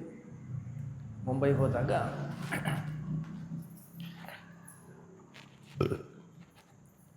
ಬೆಳಗಿನ ತಿಂಡಿಗೆ ಒಬ್ಬರು ಅಮ್ಮ ಕರೆದಿದ್ರು. ಒಬ್ಬರೇ ಆ ಮನೆಯಲ್ಲಿ ಅವರೊಬ್ಬರೇ ಇದ್ದರು. ಸರಿ ಬೆಳಗಿನ ತಿಂಡಿಗೆ ಹೋದ ಕೂಡಲೇ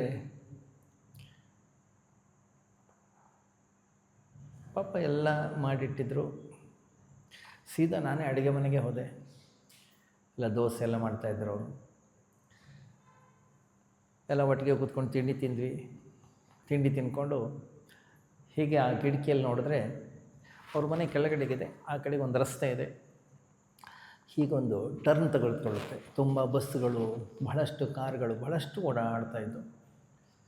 ನಂದೆ ಎಷ್ಟು ಒಳ್ಳೆಯ ದೃಶ್ಯ, ನಿಮ್ಮ ಈ ಮನೆ ಎಲ್ಲ ಕಾಣಿಸುತ್ತಿಲ್ಲಿ ಎಲ್ಲವೂ ಕೂಡ. ಹೌದು ಸ್ವಾಮೀಜಿ, ಒಳ್ಳೆ ಏರಿಯಾದಲ್ಲಿದೆ, ಒಳ್ಳೆ ಜಾಗದಲ್ಲಿದೆ ನಮ್ಮ ಮನೆ. ಸರಿ ಒಳಗಡೆ ಬಂದು ಕೂತ್ಕೊಂಡು ನಾನು ಹೀಗೆ ಸಹಜವಾಗಿ ಕೇಳಿದೆ, ನಿಮಗೆ ಮಕ್ಕಳೆಷ್ಟು ಜನ? ಅಂದರು, ಒಬ್ಬನೇ ಮಗ. ಎಲ್ಲಿದ್ದಾನೆ? ಅವನು ಪೂನಾದಲ್ಲಿದ್ದಾನೆ, ಇಂಜಿನಿಯರಲ್ಲಿ ಓದ್ತಾ ಇದ್ದಾನೆ, ಅವನು ಕೆಲಸ ಮಾಡ್ತಾ ಇದ್ದಾನೆ. ಒಬ್ಬನೇ ಮಗನ? ಇಲ್ಲ, ಇನ್ನೊಬ್ಬಳು ಮಗಳಿದ್ಲು, ಸತ್ತು ಹೋಗ್ಬಿಟ್ಲು ಅವಳು. ಏನಾಯಿತು ಸ್ವಾಮೀಜಿ? ದೊಡ್ಡ ಕತೆ, ಅದೆಲ್ಲ ಬೇಡ. ನಾವು ಇಲ್ಲಿ ನಮ್ಮ ಮನೆಗೆ ಬಂದಿದ್ದೀರಿ, ನಿಮ್ಮಿಂದ 2 ಒಳ್ಳೆಯ ವಿಚಾರವನ್ನು ಕೇಳಲಿಕ್ಕೆ ನಾನು ಬಂದಿರೋದು, ಇದೆಲ್ಲ ಬೇಡ ಇದು. ಆ್ಯಕ್ಚುಲಿ ಮುಂಬೈ ಏನಕ್ಕೆ ಬಂದ್ರಿ ನೀವು? ಯಾಕಂದರೆ ಅವಳು ತಮಿಳ್ನಾಡವ್ರು, ಅಯ್ಯರು. ಅವಳಂದು, ಸ್ವಾಮೀಜಿ ಮುಂಬೈನಲ್ಲಿ ಹುಡುಗ ಕೆಲಸ ಮಾಡ್ತಾನೆ ಅಂತ ಹೇಳಿ ನನ್ನನ್ನು ಮುಂಬೈಗೆ ಆ ಹುಡುಗನಿಗೆ ಮದುವೆ ಮಾಡಿಕೊಟ್ರು. ಇಲ್ಲಿ ಬಂದೆ, ಇಲ್ಲಿ ಬಂದು ಇಲ್ಲಿ ಕೆಲಸ ಆರಂಭ ಆಯಿತು. ಇಲ್ಲಿ ಮನೆಗೆ ಬಂದೆ. ಮನೆಗೆ ಬಂದು 6 ತಿಂಗಳಿಗೆ ನನ್ನ ಗಂಡ ಕೆಲಸ ಕಳ್ಕೊಂಬಿಟ್ಟ. ಸೊ ಅವನು ನಾನು ಇಬ್ಬರು ಏನೇನೋ ಕೆಲಸಗಳನ್ನು ಮಾಡಲಿಕ್ಕೆ ಶುರು ಮಾಡಿದ್ವಿ. 5-6 ವರ್ಷಗಳಲ್ಲಿ 2 ಮಕ್ಕಳದು, ಒಂದು ಹೆಣ್ಣು ಒಂದು ಗಂಡು. ಹೇಗೋ ಜೀವನ ನಡೀತಾ ಇತ್ತು. ಮತ್ತೊಂದು ಯಾವುದೋ ಫ್ಯಾಕ್ಟ್ರಿಯಲ್ಲಿ ಕೆಲಸ ಸಿಕ್ತು. ಕೆಲಸಕ್ಕೆ ಅಂತೇಳಿ ಹೋಗಿದ್ದ, ಏನೋ ಕೆಲಸ ಮಾಡ್ತಾಯಿದ್ದ. ಮೇಲ್ಗಡೆಯಿಂದ ಏನೋ ಒಂದು ಸಾಮಾನು ಬಿದ್ದು ಅವನು ಸತ್ತೇ ಹೋದ ಅಲ್ಲಿ ಸ್ಪಾಟಲ್ಲಿ. ಸುದ್ದಿ ಬಂತಷ್ಟೇ. ಅವನು ಎಲ್ಲಿ ಕೆಲಸ ಮಾಡ್ತಾಯಿದ್ದ, ಅವನಿಗೆ ಎಷ್ಟು ಸಂಬಳ ಬರ್ತಾಯಿತ್ತು, ಏನು ಅಂತ ಏನೂ ಗೊತ್ತೇ ಇಲ್ಲ ನನಗೆ. ಯಾವ ಹಣನೂ ಇಲ್ಲ, ಏನಿಲ್ಲ. ಅವನು ಪಾಪ ಪ್ರತಿ ತಿಂಗಳು ಹಣ ತಂದು ಕೊಡ್ತಿದ್ದ, ನಾವು ಮನೆ ನಡೆಸ್ತಾ ಇದ್ವಿ. ಆಧಾರಭೂತವಾಗಿರ್ತಕ್ಕಂಥ ವ್ಯಕ್ತಿಯೇ ಸತ್ತು ಹೋದ. ಮುಂದೆ ಏನು ಮಾಡಬೇಕು ಅಂತ ಗೊತ್ತಿಲ್ಲ. ನನ್ನ ಕಣ್ಣಲ್ಲಿ ಬರೀ ಮಕ್ಕಳು, ಇವರು ಭವಿಷ್ಯ, ಸಣ್ಣ ಸಣ್ಣ ಮಕ್ಕಳು ಬೇರೆ.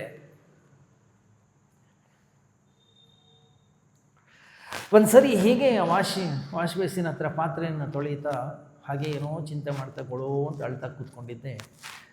ಎದುರುಗಡೆಯಿಂದ ಒಬ್ಬ ಮುಸ್ಲಿಂ ಹೆಂಗಸು ಅಲ್ಲಿ ಹೋಗ್ತಾ ಇದ್ಲು. ಅವಳು ಯಾಕೋ ನನ್ನನ್ನು ನೋಡಿದ್ಲು. ಅವಳು ಕೂಗ್ತಾ ಇದ್ದಾಳೆ, ನನಗೆ ಕೇಳಿಸ್ತಾನೆ ಇಲ್ಲ. ಅವಳೇ ಮತ್ತೆ ಜೋರಕ್ಕೆ ಕೂಗಿದ್ಲು, ಹೇಯ್ ಏನು ಮಾಡ್ತಾ ಇದೆಯಾ, ಯಾಕೆ ಅಳ್ತಾ ಇದೆಯಾ, ಏನಾಯಿತು, ಏನಂತ ಹೇಳಿ ನಾನು. ಅದಕ್ಕೆ ಅವಳಂದ್ಲು, ಯಾಕೆ ಅಳ್ತೀಯ, ಅಂಥದ್ದು ಏನಾಗಿದೆ ನಿನಗೆ?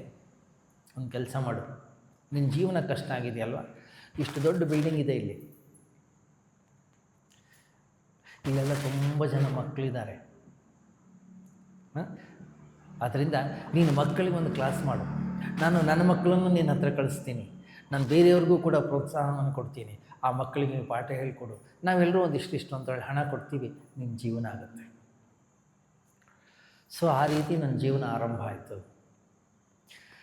ಆಮೇಲೆ ಇನ್ಯಾರೋ ಒಬ್ಬರು ಬಂದರು, ನೀವು ಎಷ್ಟು ಚೆನ್ನಾಗಿ ಸಾಂಬಾರು ಮಾಡ್ತೀರಿ, ಎಷ್ಟು ಚೆನ್ನಾಗಿ ಸಾರು ಮಾಡ್ತೀರಿ, ಎಷ್ಟು ಚೆನ್ನಾಗಿ ಚಟ್ನಿ ಪುಡಿ ಎಲ್ಲ ಮಾಡ್ತೀರ, ಅದನ್ನೇ ಮಾಡಿ ನಾವೊಂದಿಷ್ಟು ಹಣ ಕೊಡ್ತೀವಿ, ಅದನ್ನೇ ಮಾಡಿ ಎಲ್ಲರಿಗೂ ಯಾರಿಗೆ ಬೇಕು ಅದನ್ನು ಕೊಡಿ, ಮಾರಿ ಒಂದಿಷ್ಟು ಹಣ ಬರುತ್ತಲ್ಲ, ನಿಮಗೆ ಜೀವನೋಪಾಯ ಆಗುತ್ತೆ, ಸಹಾಯ ಆಗುತ್ತಲ್ಲ. ಸೊ ಹಾಗೆ ಶುರುವಾಯಿತು. ಶುರುವಾಗಿ ಹೇಗೋ ಸ್ವಲ್ಪ ಮೇಲೆ ಬಂತು. ಮಕ್ಕಳೆಲ್ಲ ಬೆಳೆದು ದೊಡ್ಡವರಾದರು. ನನ್ನ ಮಗಳು ಇಷ್ಟು ಜಾಣೆ, ಯಾವಾಗಲೂ ಕೂಡ ಕಾಲೇಜಲ್ಲಿ ನಂಬರ್ 1. ಒಂದು ಸಹ ಡಿಗ್ರಿ ಕಾಲೇಜ್ ಮುಗೀತು ಅವಳದು ರಿಸಲ್ಟ್ ಬಂತು. ಮನೆಗೆ ಫೋನ್ ಮಾಡಿ ಹೇಳಿದ್ಲು, ಮಮ್ಮಿ ನನಗೆ ಇಷ್ಟು ಮಾರ್ಕ್ಸ್ ಬಂದಿದೆ, ನಾನೇ ಕಾಲೇಜಿಗೆ ಫಸ್ಟ್ ಬಂದಿದ್ದೀನಿ, ಕಾಲೇಜ್ನಲ್ಲಿ ನನಗೆ ಇಂಥದ್ದು ಸಹ ಫೆಲಿಸ್ಟೇಷನ್ ಇಟ್ಕೊಂಡಿದ್ದಾರೆ, ಅದರಿಂದ ಹೋಗಿ ರಿಸಲ್ಟ್ ತೊಗೊಂಡು ಬಂದು. ಸೊ ಮಗಳ ಆ ಸಂಭ್ರಮ ಭಾಳ ಖುಷಿ ಕೊಟ್ಟಿತ್ತು ಅವಳಿಗೆ.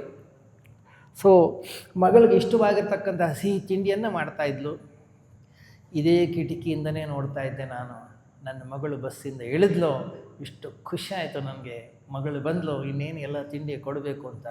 ಅವಳು ಈಚೆ ಬಂದಳು, ಇನ್ನೊಂದು ಬಸ್ಸು ಜೋರಾಗಿ ಬಂದು ಅವಳಿಗೆ ಆಕ್ಸಿಡೆಂಟ್, ಅವಳು ಹೊಡೆದು ಅವಳ ಮೇಲೇ ಬಸ್ಸು ಹೊರಟು ನನ್ನ ಎದುರುಗಡೆನೇ ಸತ್ತುಬಿಟ್ರು ನನ್ನ ಮಗಳು. ಇಲ್ಲಿ ಒಬ್ಬಟ್ಟು ಮಾಡಿಟ್ಟಿದ್ದೀನಿ ನಾನು ಅವಳಿಗೆ ತಿನ್ನಲಿಕ್ಕೆ ಅಂಥೇಳಿ. ಕಾಲೇಜಲ್ಲಿ ನಂಬರ್ 1 ಅವಳು. ಇಡೀ ಕಾಲೇಜಿನಲ್ಲಿ ಪ್ರತಿಯೊಬ್ಬರಿಗೂ ಕೂಡ ಭಾಳ ಇಷ್ಟವಾದಂಥ ಹುಡುಗಿ. ಆದರೆ ನನ್ನ ಕಣ್ಣೆದುರಿಗೆ ಇಲ್ಲ. ಏನು ಮಾಡೋದು ಗೊತ್ತಿಲ್ಲ ನನಗೆ.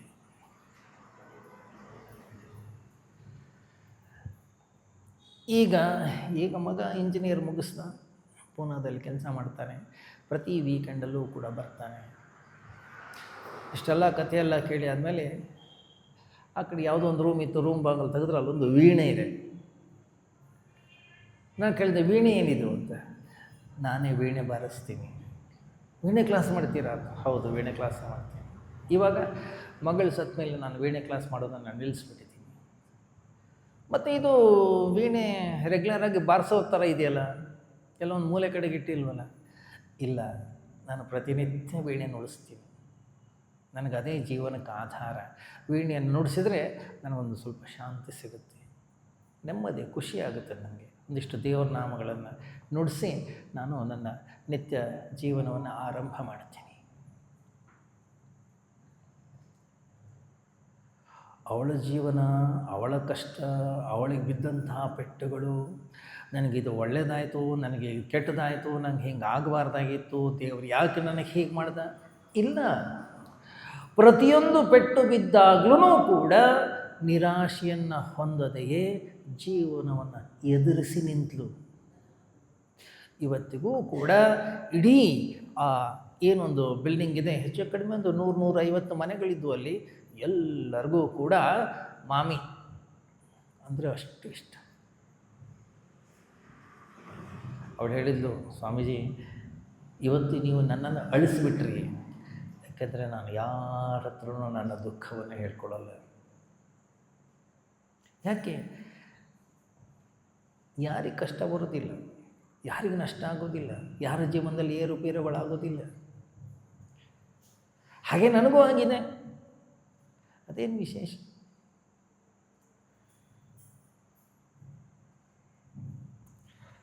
ಕೆಚ್ಚದೆ ವಿಧಿಯ ಬಿರುವಿನಲ್ಲಿ.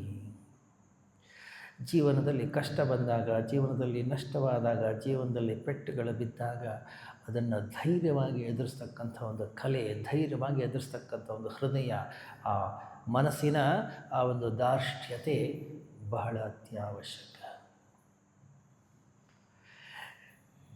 ಜೀವನದಲ್ಲಿ ಬರ್ತಕ್ಕಂಥ ಸಣ್ಣ ಸಣ್ಣ ಘಟನೆಗಳಿಗೂ ಕೂಡ ನಾನು ಅಳ್ತಾ ಕೂತ್ಕೊಳ್ತೀನಿ, ಕಂಪ್ಲೇಂಟ್ ಮಾಡ್ತಾ ಕೂತ್ಕೊಳ್ತೀನಿ, ಏನು ಪ್ರತಿಯೊಬ್ಬರಿಗೂ ಕೂಡ ನನ್ನ ದುಃಖವನ್ನು ಹಂಚಿಕೊಂಡು ಹೇಳ್ಕೊಂಡು ಗೋಳಾಡ್ತಾ ಮಾಡ್ಬೋದು, ಅದೇನು ವಿಶೇಷ ಏನಿಲ್ಲ. ಗೋಳಾಡಲಿಕ್ಕೆ, ಅಳ್ತಾ ಕೂತ್ಕೊಳ್ಳಿಕ್ಕೆ, ರಂಪಾಟವನ್ನು ಮಾಡಲಿಕ್ಕೆ, ಗಲಾಟೆಯನ್ನು ಮಾಡಲಿಕ್ಕೆ ಎಲ್ಲರೂ ಮಾಡ್ತಾರೆ, ಅದೇನು ವಿಶೇಷ ಇಲ್ಲ. ಮತ್ತು ನನ್ನ ಶಕ್ತಿ, ನನ್ನ ಸಾಮರ್ಥ್ಯ ಎಲ್ಲಿದೆ, ಏನೇ ಬರಲಿ ನಾನು ಅದನ್ನು ಎದುರಿಸ್ತೇನೆ, ನಾನು ಹೆದರೋದಿಲ್ಲ. ಎದುರು ನಿಲೆ ಬಿದಿವಲಿವ ಮಂಕುತಿಮ್ಮ, ಪೂಜ್ಯ ಡಿ.ವಿ.ಜಿ. ಜೀವನದ ಕಷ್ಟ, ಜೀವನದ ತಾಪತ್ರಯ, ಜೀವನದ ಏರುಪೇರುಗಳಿಗೆ ಎದೆಗುಂದದೆಯೇ ಧೈರ್ಯವಾಗಿ ಅದನ್ನು ಎದುರಿಸ್ತಾ, ಇಲ್ಲ ನಾನು ಓಡಿ ಹೋಗೋದಿಲ್ಲ, ನಾನು ಇದನ್ನು ಎದುರಿಸ್ತೇನೆ ಅಂಥೇಳಿ ಯಾವಾಗ ಎದುರು ನಿಂತುಕೊಳ್ತೀವೋ, ಅದನ್ನು ಎದುರಿಸುವ ಶಕ್ತಿ ಸಾಮರ್ಥ್ಯವನ್ನು ನಾವು ಹೊಂದುತ್ತೀವೋ, ಅದು ಅತ್ಯಂತ ಶ್ರೇಷ್ಠವಾಗಿರ್ತಕ್ಕಂತಹ ಗುಣ.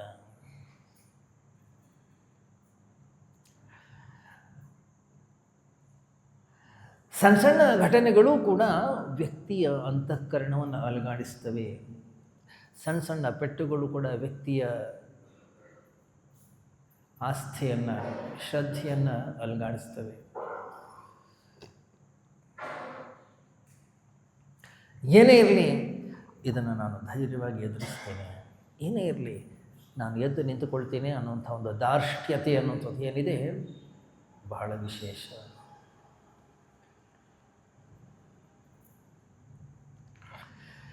ಎಂತಹ ಪೆಟ್ಟುಗಳೇ ಬೀಳಲಿ, ಎಂಥ ನಷ್ಟವೇ ಆಗಲಿ, ನಾನು ಸ್ಥಿರವಾಗಿ ನಿಂತುಕೊಳ್ತೀನಿ ಅಂಥ ವ್ಯಕ್ತಿತ್ವ ಏನಿದೆ ಬಹಳ ವಿಶೇಷವಾಗಿರ್ತಕ್ಕಂಥ ವ್ಯಕ್ತಿತ್ವ.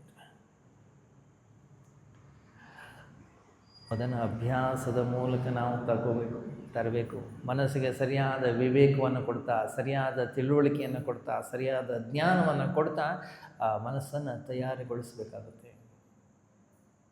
ಇಲ್ಲಾಂದರೆ ಸಣ್ಣ ಸಣ್ಣ ಘಟನೆಗಳಿಗೆ ಅಳ್ತಾ ಕೂತ್ಕೊಳ್ತೀವಿ, ಗೋಳಾಡ್ತಾತೀವಿ. ನೋಡ್ಬೇಕು ನೀವು ಕೆಲವ್ರ ಹತ್ರ ಏನೋ ಒಂದು ಚಿಕ್ಕ ಪುಟ್ಟದ್ದು ಏನೋ ಆಗ್ತಾ ಇರುತ್ತೆ, ನಿಮ್ಮ ಜೀವನದಲ್ಲಿ ಅವ್ರಿಗೆ ಬಿಟ್ಟು ಬೇರೆ ಯಾರಿಗೂ ಏನೂ ಆಗೇ ಇಲ್ಲ ಅನ್ನೋರಂಗೆ ಅಳ್ತಾ ಇರ್ತಾರೆ. ಅದೇ ಜೀವನ ಅನ್ನೋದು ಬಹಳ ವಿಶಾಲವಾಗಿದೆ. ಭಗವಂತ ನಮ್ಮನ್ನು ಇಲ್ಲಿ ಅಳ್ತಾ ಕೂತ್ಕೊಳ್ಳಿಕ್ಕೆ, ಕಂಪ್ಲೇಂಟ್ ಮಾಡೋದಕ್ಕೆ, ಮತ್ತೊಬ್ಬರಿಗೆ ನಮ್ಮ ದುಃಖವನ್ನು ಹೇಳ್ಕೊಳ್ಳಿಕ್ಕೆ ಇಲ್ಲಿ ಕಳಿಸಿದ್ದಾನೆ? ಇಲ್ಲ. ಕೆಚ್ಚದೆ ವಿಧಿಯ ಬಿರುವಿನಲಿ. ಗಮನಿಸಿದರೆ ನೀವು ಇಡೀ ರಾಮಾಯಣದಲ್ಲಿ ಎಲ್ಲರೂ ಬಂದು ಅವರ ದುಃಖವನ್ನು, ಅವರ ತಾಪತ್ರಯಗಳನ್ನು, ಅವರ ಕೊರತೆಗಳನ್ನು ರಾಮನ ಹತ್ರ ಹೇಳ್ಕೊಂಡ್ರು. ರಾಮ ಎಲ್ಲೂ ತನ್ನ ಕೊರತೆಯನ್ನು ಹೇಳ್ಕೊಂಡಿಲ್ಲ, ಯಾರ ಹತ್ರನೂ ಹೇಳ್ಕೊಂಡಿಲ್ಲ. ಇಡೀ ಮಹಾಭಾರತದಲ್ಲಿ ಪ್ರತಿಯೊಬ್ಬ ವ್ಯಕ್ತಿಯೂ ಕೂಡ ಕೃಷ್ಣನ ಬಳಿ ಬಂದರು, ಸಹಾಯವನ್ನು ಕೋರಿದರು. ನನಗೆ ಈ ಥರ ದುಃಖ ಆಗಿದೆ, ನನಗೆ ಈ ಥರದ ಸಮಸ್ಯೆ ಆಗಿದೆ, ನನಗೆ ಈ ಥರದ ತಾಪತ್ರಯಗಳಾಗಿವೆ, ಅದಕ್ಕೆ ಸಲಹೆ ಕೊಡು, ಸೂಚನೆ ಕೊಡು. ಯಾರೂ ಕೂಡ ಕೃಷ್ಣನನ್ನು ನೀನು ಹೇಗಿದೆಯಾ, ನಿನಗೇನು ಬೇಕು ಯಾರೂ ಕೇಳಿಲ್ಲ.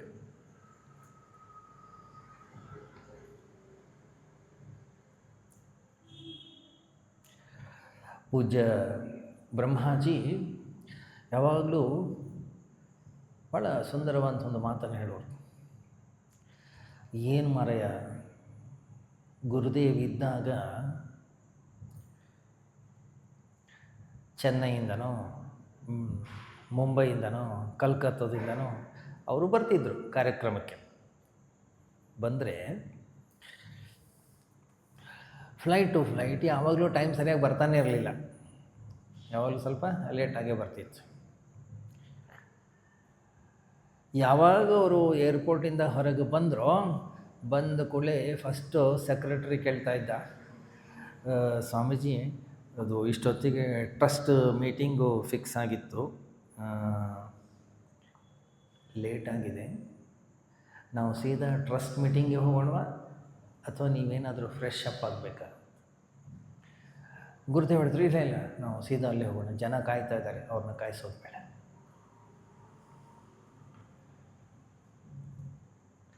ಯಾರೂ ಕೂಡ ಗುರುದೇವ್ಗೆ ನೀವು ತಿಂಡಿ ತಿಂದಿದ್ದೀರಾ, ನಿಮಗೆ ಊಟ ಆಗಿದೆಯಾ, ನೀವು ಏನಾದರೂ ಬಾತ್ರೂಮ್ಗೆ ಹೋಗಬೇಕಾ? ಯಾಕೆ ಅವ್ರದ್ದು 400 ಶುಗರು ನಾರ್ಮಲ್ ಆಗಿತ್ತು, ನಾರ್ಮಲ್ ಶುಗರೇ 400 ಇತ್ತು. ಅದಕ್ಕಿಂತ ಕೆಳಗೆ ಹೋದರೆ ಲೋ ಶುಗರ್ ಅವ್ರಿಗೆ. ಇಲ್ಲದೇ ಇರೋ ಕಾಯಿಲೆಗಳಿರಲಿಲ್ಲ, ನಡಿಲಿಕ್ಕಾಗ್ತಾ ಇರಲಿಲ್ಲ, ಮೊಣಕಾಲಲ್ಲೇನೋ ಸಮಸ್ಯೆ, ಕೈಕಾಲುಗಳಲ್ಲಿ ಏನೋ ಸಮಸ್ಯೆ, ಅವರಿಗೆ BP ಇತ್ತು, ಅವ್ರಿಗೆ ಹಾರ್ಟ್ದು ಏನೋ ಸಮಸ್ಯೆಗಳಿತ್ತು. ಯಾವತ್ತು ಯಾರಿಗೂ ನನಗೆ ಹಿಂಗೆ ತೊಂದರೆ ಆಗಿದೆ, ನನಗೆ ಈ ಥರ ಸಮಸ್ಯೆ ಆಗಿದೆ ಯಾವತ್ತೂ ಹೇಳಲಿಲ್ಲ. ಯಾರು ಏನು ಹೇಳಿದ್ರು ಅದಕ್ಕೆ ತಯಾರು. ಅಷ್ಟು ಮಾತ್ರವಲ್ಲ, ಗುರುದೇವ್ ಬಳಿ ಯಾರೇ ಹೋಗಲಿ, ಅವರ ರೂಮಿಂದ ಹೊರಗೆ ಬಂದರೆ ಎಷ್ಟು ಖುಷಿ ಸಂತೋಷದಿಂದ ಹೊರಗೆ ಬರೋರು. ಯಾಕೆ? ಅಂತಹ ಒಂದು ನಗೆಗಡಲಲ್ಲಿ ಅವರ ವಿಚಾರಗಳು, ಅವರ ಚಿಂತನೆ, ಅವರ ವಿಚಾರಧಾರೆ ಅಷ್ಟು ಅದ್ಭುತ. ಹಾಗಂಥೇಳಿ ಬೈತಾ ಇರಲಿಲ್ಲ ಅಂತಿಲ್ಲ, ಎಲ್ಲ ಏನು ಗುರುದೇವ ನಮ್ಮ ಪೂಜ್ಯ ಬ್ರಹ್ಮಶ್ರೀ ಮಾರೇ ವಿಶ್ವಾಮಿತ್ರನ ಅಪಾರಾವತಾರ ಮಾರೆಯವರು ಅಂತ. ಯಾರಿಗೆ ಬಯಸ್ಕೊಂಡಿದ್ದಾರೆ ಅವರೆಲ್ಲರೂ ಚಿನ್ಮಯ ಮಿಷನ್ನಿನ ಅವಿಭಾಜ್ಯ ಅಂಗ ಆಗಿಬಿಟ್ಟಿದ್ದಾರೆ.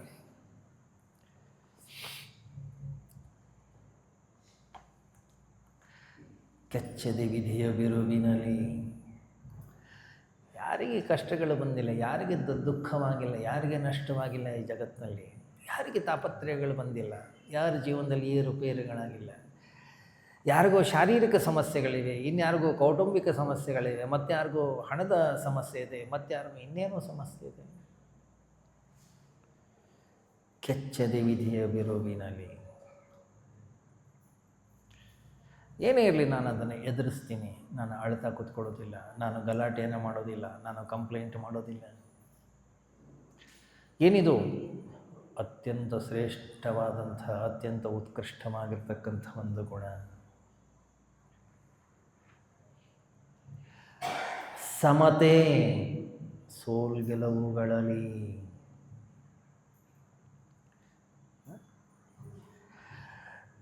ನಷ್ಟವಾಗುತ್ತೆ, ಸೋಲಾಗುತ್ತೆ, ಏನೋ ಹೆಚ್ಚು ಕಡಿಮೆ ಆಗುತ್ತೆ, ಏರುಪೇರುಗಳು ಸಂಭವಿಸ್ತವೆ. ಸಮತ್ವ, ಸಮತ್ವಂ ಯೋಗ ಉಚ್ಯತೆ. ಭಗವದ್ಗೀತೆ ಬಹಳ ಸುಂದರವಾದಂಥ ಒಂದು ವಾಕ್ಯ. ಏನು ಯೋಗ ಅಂದರೆ ಸಮತ್ವ. ಸುಖ ಬರಲಿ ದುಃಖ ಬರಲಿ, ಲಾಭವಾಗಲಿ ನಷ್ಟವಾಗಲಿ, ಅಂತಃಕರಣದ ಪ್ರಶಾಂತತೆಯನ್ನು ಕಾಪಾಡಿಕೊಳ್ಳುವಂಥದ್ದು, ಎರಡನ್ನೂ ಕೂಡ ಸಮಾನವಾಗಿ ಸ್ವೀಕಾರ ಮಾಡತಕ್ಕಂಥ ಒಂದು ಮನೋದಾರ್ಷ್ಟ್ಯತೆ.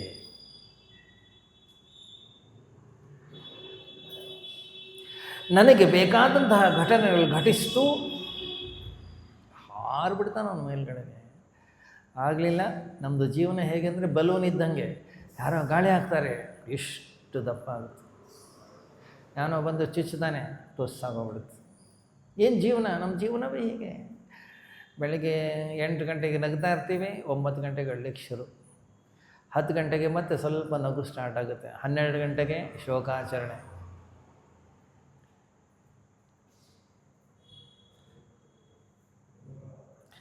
ಸಣ್ಣ ಸಣ್ಣ ಘಟನೆಗಳು ಸಾಕು, ಎಷ್ಟೆಲ್ಲ ವಿಚಿತ್ರವಾದಂತಹ ಸ್ವಭಾವ, ವಿಚಿತ್ರವಾಗಿರ್ತಕ್ಕಂಥ ಭಾವನೆಗಳು. ಯಾವುದೋ ಒಂದು ಸಣ್ಣ ಘಟನೆ ಸಾಕು, ಯಾರನ್ನೋ ಬೈಲಿಕ್ಕೆ ಶುರು ಮಾಡ್ತೀವಿ, ಇನ್ನೊಂದು ಯಾರೋ ಬಂದು ಹೇಳ್ತಾರೆ, ಇನ್ನೊಂದು ಹೊಗಳಿಕ್ಕೆ ಶುರು ಮಾಡ್ತೀವಿ.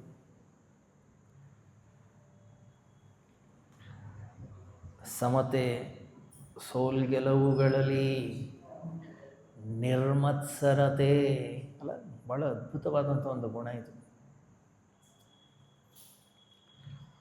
ನಿರ್ಮತ್ಸರತೆ, ಮತ್ಸರ ಅದ ಹೊಟ್ಟೆ ಕಿಚ್ಚು ಅಲ್ಲ, ಮತ್ಸರ.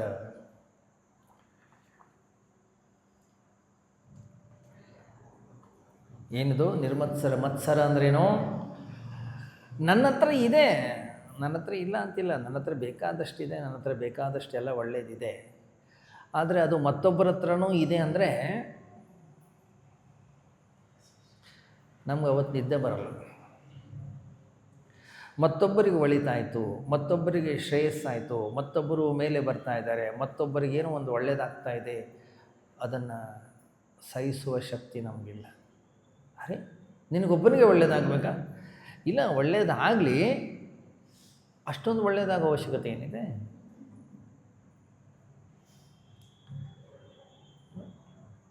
ಮತ್ತೊಬ್ಬರ ಶ್ರೇಯಸ್ಸನ್ನು ಸಹಿಸಲಿಕ್ಕಾಗೋದಿಲ್ಲ. ಗಮನಿಸಿ, ಮತ್ತೊಬ್ಬರಿಗೆ ಒಳ್ಳೆಯದಾಯಿತು, ಅವ್ರನ್ನ ಎಳಿತೀವಿ ನಾವು ಕೆಳಗಡೆ. ಏನು ಅವಸ್ಥೆ ಹೇಳಿ ನಮ್ಮದು?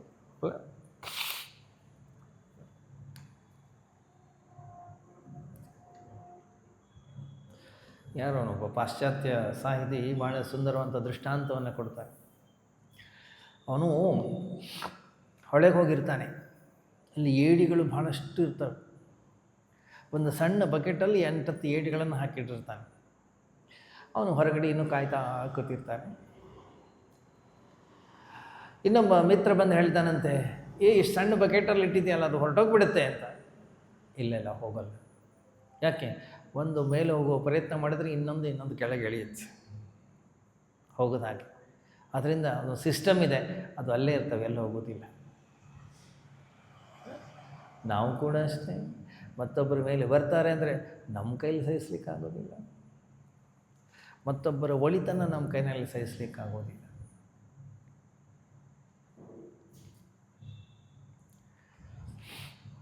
ಒಂಬತ್ತನೇ ಅಧ್ಯಾಯದಲ್ಲಿ ಪರಮಾತ್ಮನೇ ಅರ್ಜುನನಿಗೆ ಒಂದು ಹೊಸ ಹೆಸರನ್ನು ಕೊಡ್ತಾನೆ, ಅನಸೂಯವೇ. ಅಸೂಯಾರಾಹಿತ್ಯತೆಯಿಂದ ಕೂಡಿರ್ತಕ್ಕಂಥ ವ್ಯಕ್ತಿತ್ವ. ಎಲ್ಲಿ ಅಸೂಯೆ ಅನ್ನುವಂಥದ್ದು ಇಲ್ಲ, ಅಲ್ಲಿ ಭಗವಂತನಿರ್ತಾನೆ. ನೀವು ಶಬ್ದ ಕೇಳಿರ್ಬೋದು, ಅನಸೂಯ. ಯಾರವಳು? ದತ್ತಾತ್ರೇಯನ ತಾಯಿ.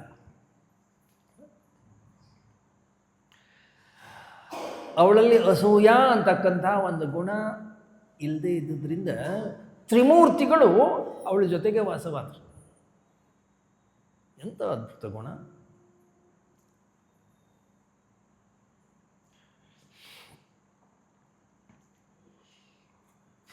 ಮತ್ತೊಬ್ಬರ ಶ್ರೇಯಸ್ಸನ್ನು, ಮತ್ತೊಬ್ಬರ ಒಳಿತನ್ನು ಮೆಚ್ಚತಕ್ಕಂಥ ಗುಣ ಯಾವ ವ್ಯಕ್ತಿಯಲ್ಲಿದೆ ಅಂತಹ ವ್ಯಕ್ತಿಯನ್ನು ನಾವು ಮಹಾತ್ಮ ಅಂತ ಕರಿತೀವಿ. ಅಂಥವನನ್ನು ನಾವು ಸಂತ ಅಂತ ಕರಿತೀವಿ. ಅಂಥವನಿಗೆ ನಾವು ನಮಸ್ಕಾರವನ್ನು ಮಾಡ್ತೀವಿ.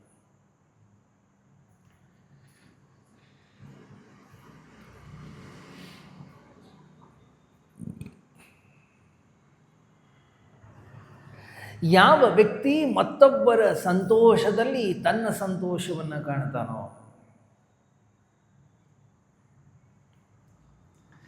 ಯಾವ ವ್ಯಕ್ತಿ ಮತ್ತೊಬ್ಬರ ದುಃಖದಲ್ಲಿ ತನ್ನ ದುಃಖವನ್ನು ಕಾಣ್ತಾನೋ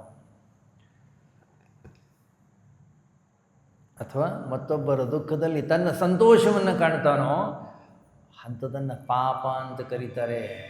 ಯಾವ ವ್ಯಕ್ತಿ ಮತ್ತೊಬ್ಬರ ಸಂತೋಷದಲ್ಲಿ ತನ್ನ ಸಂತೋಷವನ್ನು ಕಾಣ್ತಾನೋ ಅಂಥದನ್ನು ಪುಣ್ಯ ಅಂತ ಕರೀತಾರೆ.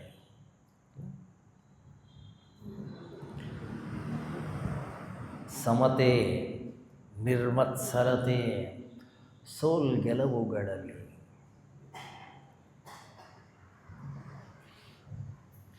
ಗಮನಿಸಿ, ಈ ಗುಣಗಳು ಅಂತಕ್ಕಂಥವು ಏನಿವೆ ಸುಮ್ಮನೆ ಒಂದು ಸಹ ಕೇಳಿದ ಕೂಡಲೇ ಬರೋದಿಲ್ಲ.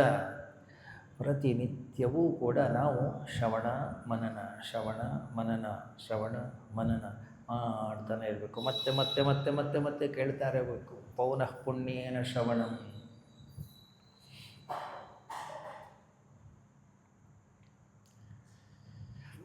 ಯಾವಾಗ ಮತ್ತೆ ಮತ್ತೆ ಮತ್ತೆ ಮತ್ತೆ ಮತ್ತೆ ಮತ್ತೆ ಆ ಮನಸ್ಸಿಗೆ ಆ ವಿಚಾರವನ್ನು ಹಾಕ್ತಾ ಹೋಗ್ತೀವೋ ಆವಾಗ ಅದು ಅಂತಃಕರಣದ ಆಳಕ್ಕಿಳಿಯುತ್ತೆ. ಮನಃಶಾಸ್ತ್ರಜ್ಞರು ಹೇಳ್ತಾರೆ, ಮನಸ್ಸನ್ನು 10 ವಿಭಾಗವನ್ನು ಮಾಡಿದರೆ ಆ ಮೊದಲನೇ ವಿಭಾಗ ಏನಿದೆ ಆ ವಿಭಾಗದಲ್ಲಿ ಮಾತ್ರ ನಮ್ಮ ಕಾರ್ಯಚಟುವಟಿಕೆಗಳು.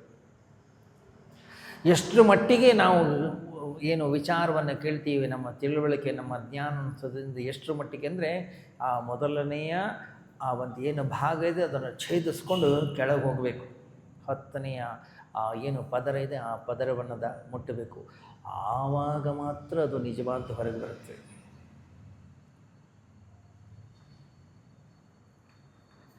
ಅದಕ್ಕೆ ಬಹಳಷ್ಟು ಸಾಧನೆ, ಅದಕ್ಕೆ ಬಹಳಷ್ಟು ಪ್ರಯತ್ನವನ್ನು ಮಾಡಬೇಕು. ಮತ್ತೆ ಮತ್ತೆ ಶ್ರವಣವನ್ನು, ಮತ್ತೆ ಮತ್ತೆ ಮನನವನ್ನು, ಮತ್ತೆ ಮತ್ತೆ ಧ್ಯಾನವನ್ನು ಅದರಲ್ಲಿ ನಮ್ಮನ್ನು ನಾವು ತೊಡಗಿಸಿಕೊಳ್ಳಬೇಕು. ಶಮವನೀಂ ಗಳಿಸಲಿ 4 ತಪಗಳೇ ಸಾಕು. ಈ 4 ತಪಸ್ಸು ಸಾಕು, ಈ 4 ಸಾಧನೆಗಳು ಸಾಕು ವ್ಯಕ್ತಿಯ ಅಂತಃಕರಣಕ್ಕೆ. ಇದನ್ನು ಬಿಟ್ಟು ಬೇರೆ ಏನೂ ಅವಶ್ಯಕತೆಯೇ ಇಲ್ಲ.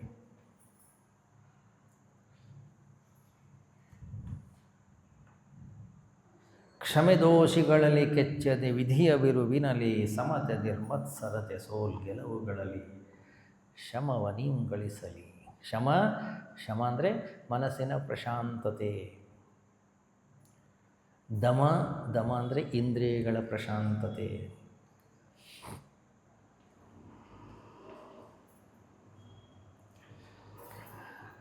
ಒಂದು ಪಾರ್ಕಲ್ಲಿ ಹೋಗಿ ಕೂಡಬೇಕಾದ್ರೆ ನಾವೆಷ್ಟು ವಿಚಾರ ಮಾಡ್ತೀವಿ. ಕೂತ್ಕೊಳ್ತಕ್ಕಂಥ ಏನು ಆ ಬೆಂಚ್ ಇದೆ ಅದು ಶುಚಿಯಾಗಿದೆಯೋ ಇಲ್ಲೋ ಚೆಕ್ ಮಾಡ್ತೀವಿ ಒಂದು ಸರಿ, ಧೂಳಿದೆಯೋ ಇಲ್ಲೋ ಅಲ್ವಾ? ಯಾಕೆ? ಬಟ್ಟೆ ಗಲೀಜಾಗುತ್ತೆ.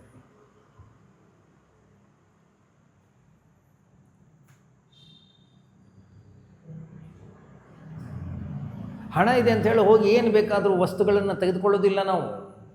ಯಾಕೆ? ಹಣಕ್ಕೆ ಒಂದು ಮೌಲ್ಯ ಇದೆ.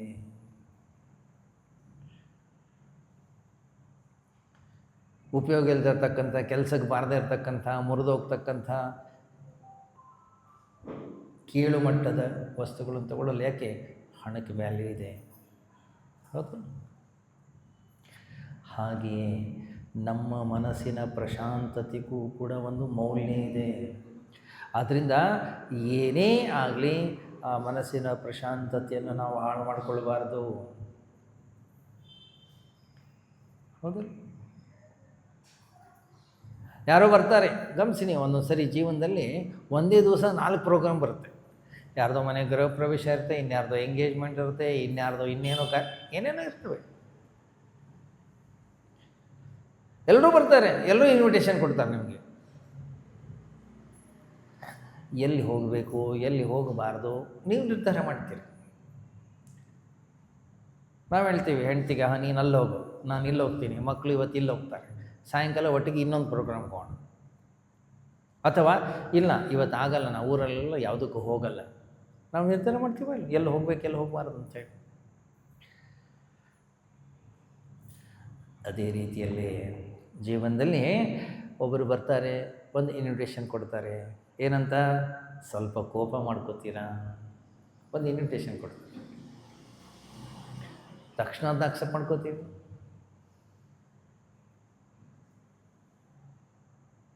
ಇನ್ಯಾರು ಇನ್ವಿಟೇಷನ್ ಕೊಡ್ತಾರೆ, ಸ್ವಲ್ಪ ಅಳ್ತೀರಾ ನೀವು, ಅಳ್ಳಿಕ್ಕೆ ಸ್ಟಾರ್ಟ್. ಯಾಕೆ? ಜೀವನದಲ್ಲಿ ಏನು ಮಾಡಬೇಕು, ಏನು ಮಾಡಬಾರ್ದು ಅನ್ನೋನ್ಸೋದನ್ನು ನಾವು ನಿರ್ಧಾರ ಮಾಡಬೇಕು, ಮತ್ತೊಬ್ಬರಲ್ಲ.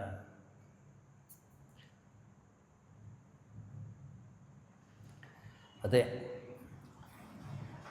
ನಾವು ನಮ್ಮ ಜೀವನದ ರಿಮೋಟ್ ಕಂಟ್ರೋಲನ್ನು ಮತ್ತೊಬ್ಬರ ಹತ್ರ ಕೊಟ್ಟಿದ್ದೀವಿ. ಅವರಲ್ಲಿ ಬಟನ್ ಒತ್ತಾರೆ, ಇಲ್ಲಿ ಚಾನಲ್ ಚೇಂಜ್ ಆಗುತ್ತೆ.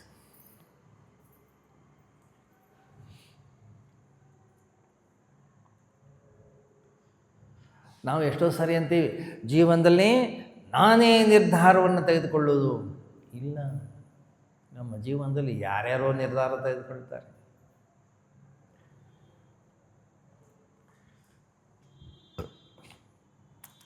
ಕ್ಷಮೆದೋಷಿಗಳಲ್ಲಿ ಕೆಚ್ಚದೆ ವಿಧಿಯ ಬಿರುವಿನಲಿ, ಸಮತೆ ನಿರ್ಮತ್ಸರತೆ ಸೋಲ್ಗೆಲವುಗಳಲ್ಲಿ, ಶಮವನೀಂ ಗಳಿಸಲಿ 4 ತಪಗಳೇ ಸಾಕು. ಭ್ರಮೆಯು ಮಿಕ್ಕೆಲ್ಲ ತಪ, ಉಳಿದದೆಲ್ಲ ಬರೀ ಭ್ರಮೆ ಅಷ್ಟೆ. ಅದನ್ನು ಮಾಡೋ ಅವಶ್ಯಕತೆ ಇಲ್ಲ, ಬಿಟ್ಟುಬಿಟ್ಟು ಅದನ್ನು ಇದಿಷ್ಟನ್ನು ಮಾಡಿ ಸಾಕು.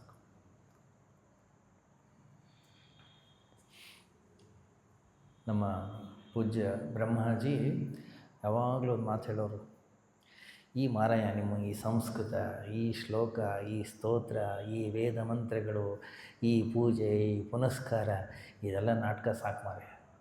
ಮತ್ತು ಸರಳವಾಗಿ ಮೊದಲು ಜೀವನವನ್ನು ಮಾಡೋದನ್ನು ಕಲೀರಿ, ಪ್ರಾಮಾಣಿಕವಾಗಿರುವುದನ್ನು ಕಲೀರಿ. ಇರುವ ಕೆಲಸವ ಮಾಡು ಕಿರಿದೆನದೆ ಮನಸ್ಸಿಟ್ಟು, ದೊರೆತುದ ಹಸಾದವೆಂದೊಣ್ಣು ಗುಣಗಿಡದೆ. ನಿನ್ನ ಪಾಲಿಗೆ ಏನೇ ಕೆಲಸ ಬಂದಿದೆ ಅದನ್ನು ನಿನ್ನ ಸಾಮರ್ಥ್ಯಕ್ಕನುಗುಣವಾಗಿ, ನಿನ್ನ ಶಕ್ತಿಗೆ ಅನುಗುಣವಾಗಿ ಕೆಲಸ ಮಾಡೋದನ್ನು ಕಲಿ. ನಿನ್ನ ಕೈನಲ್ಲಿ ಎಷ್ಟು ಚೆನ್ನಾಗಿ ಮಾಡಲಿಕ್ಕೆ ಸಾಧ್ಯ ಇದೆ, ಪ್ರಾಮಾಣಿಕವಾಗಿ ಕೆಲಸವನ್ನು ಮಾಡು. ಯಾಕೆ? ನಿನ್ನ ಕೈನಲ್ಲಿ ಸಾಧ್ಯ ಇದೆ, ಅದನ್ನು ಮಾಡು. ನಾನೊಬ್ಬ ಶಿಕ್ಷಕನೋ, ಹಾಗಾದರೆ ಎಷ್ಟು ಒಳ್ಳೆಯ ರೀತಿಯಲ್ಲಿ ಬೋಧನೆಯನ್ನು ಮಾಡಲಿಕ್ಕೆ ಸಾಧ್ಯ ಇದೆ, ಅದನ್ನು ಮಾಡು. ಅಲ್ಲ, ಅವರು ನನಗೆ ಇಷ್ಟೇ ಸಂಬಳ ಕೊಡೋದು. ಸಂಬಳ ಕೊಡೋದು ಅವರ ಮಟ್ಟಕ್ಕೆ, ನಾವು ನಮ್ಮ ಮಟ್ಟಕ್ಕೆ ಕೆಲಸವನ್ನು ಮಾಡಬೇಕು. ನನ್ನ ಕಡೆಯಿಂದ ಏನು ಬೆಸ್ಟ್ ಮಾಡಲಿಕ್ಕೆ ಸಾಧ್ಯ ಇದೆ ಅದನ್ನು ನಾನು ಮಾಡಬೇಕು. ಭಗವಂತ ನೋಡಿ, ಏನು ಪ್ರತಿ ದಿವಸ ನೀವೇನು ಸೂರ್ಯ ನಮಸ್ಕಾರ ಮಾಡ್ತೀನಿ ಅಂಥೇಳಿ ಏನು ಕಾಯ್ತಕ್ಕೊಂಡಿದ್ದಾನೆ? ಇಲ್ಲ, ನೀವು ಮಾಡಿ ಬಿಡಿ. ಅವನ ಪಾಡಿಗೆ ಅವನು ಬೆಳಕನ್ನು ಕೊಡ್ತಾನೆ, ಅವನ ಪಾಡಿಗೆ ಅವನು ಬಿಸಿಲನ್ನು ಕೊಡ್ತಾನೆ, ಅದರ ಪಾಡಿಗೆ ಅದು ಮಳೆ ಬರುತ್ತೆ. ಅವನು ಅವನ ಸಾಮರ್ಥ್ಯಕ್ಕೆ ಸರಿಯಾಗಿ ಬಿಸಿಲನ್ನು ಕೊಡ್ತಾನೆ, ಬೆಳಕನ್ನು ಕೊಡ್ತಾನೆ. ಆ ಬಿಸಿಲನ್ನು ತಡ್ಕೊಳ್ಳಿಕ್ಕೆ ನಮ್ಮ ಕೈನಲ್ಲಿ ಆಗದೇ ಇದ್ದರೆ ಅದು ನಮ್ಮ ಅಸಮರ್ಥತೆ. ಹೌದಲ್ಲ?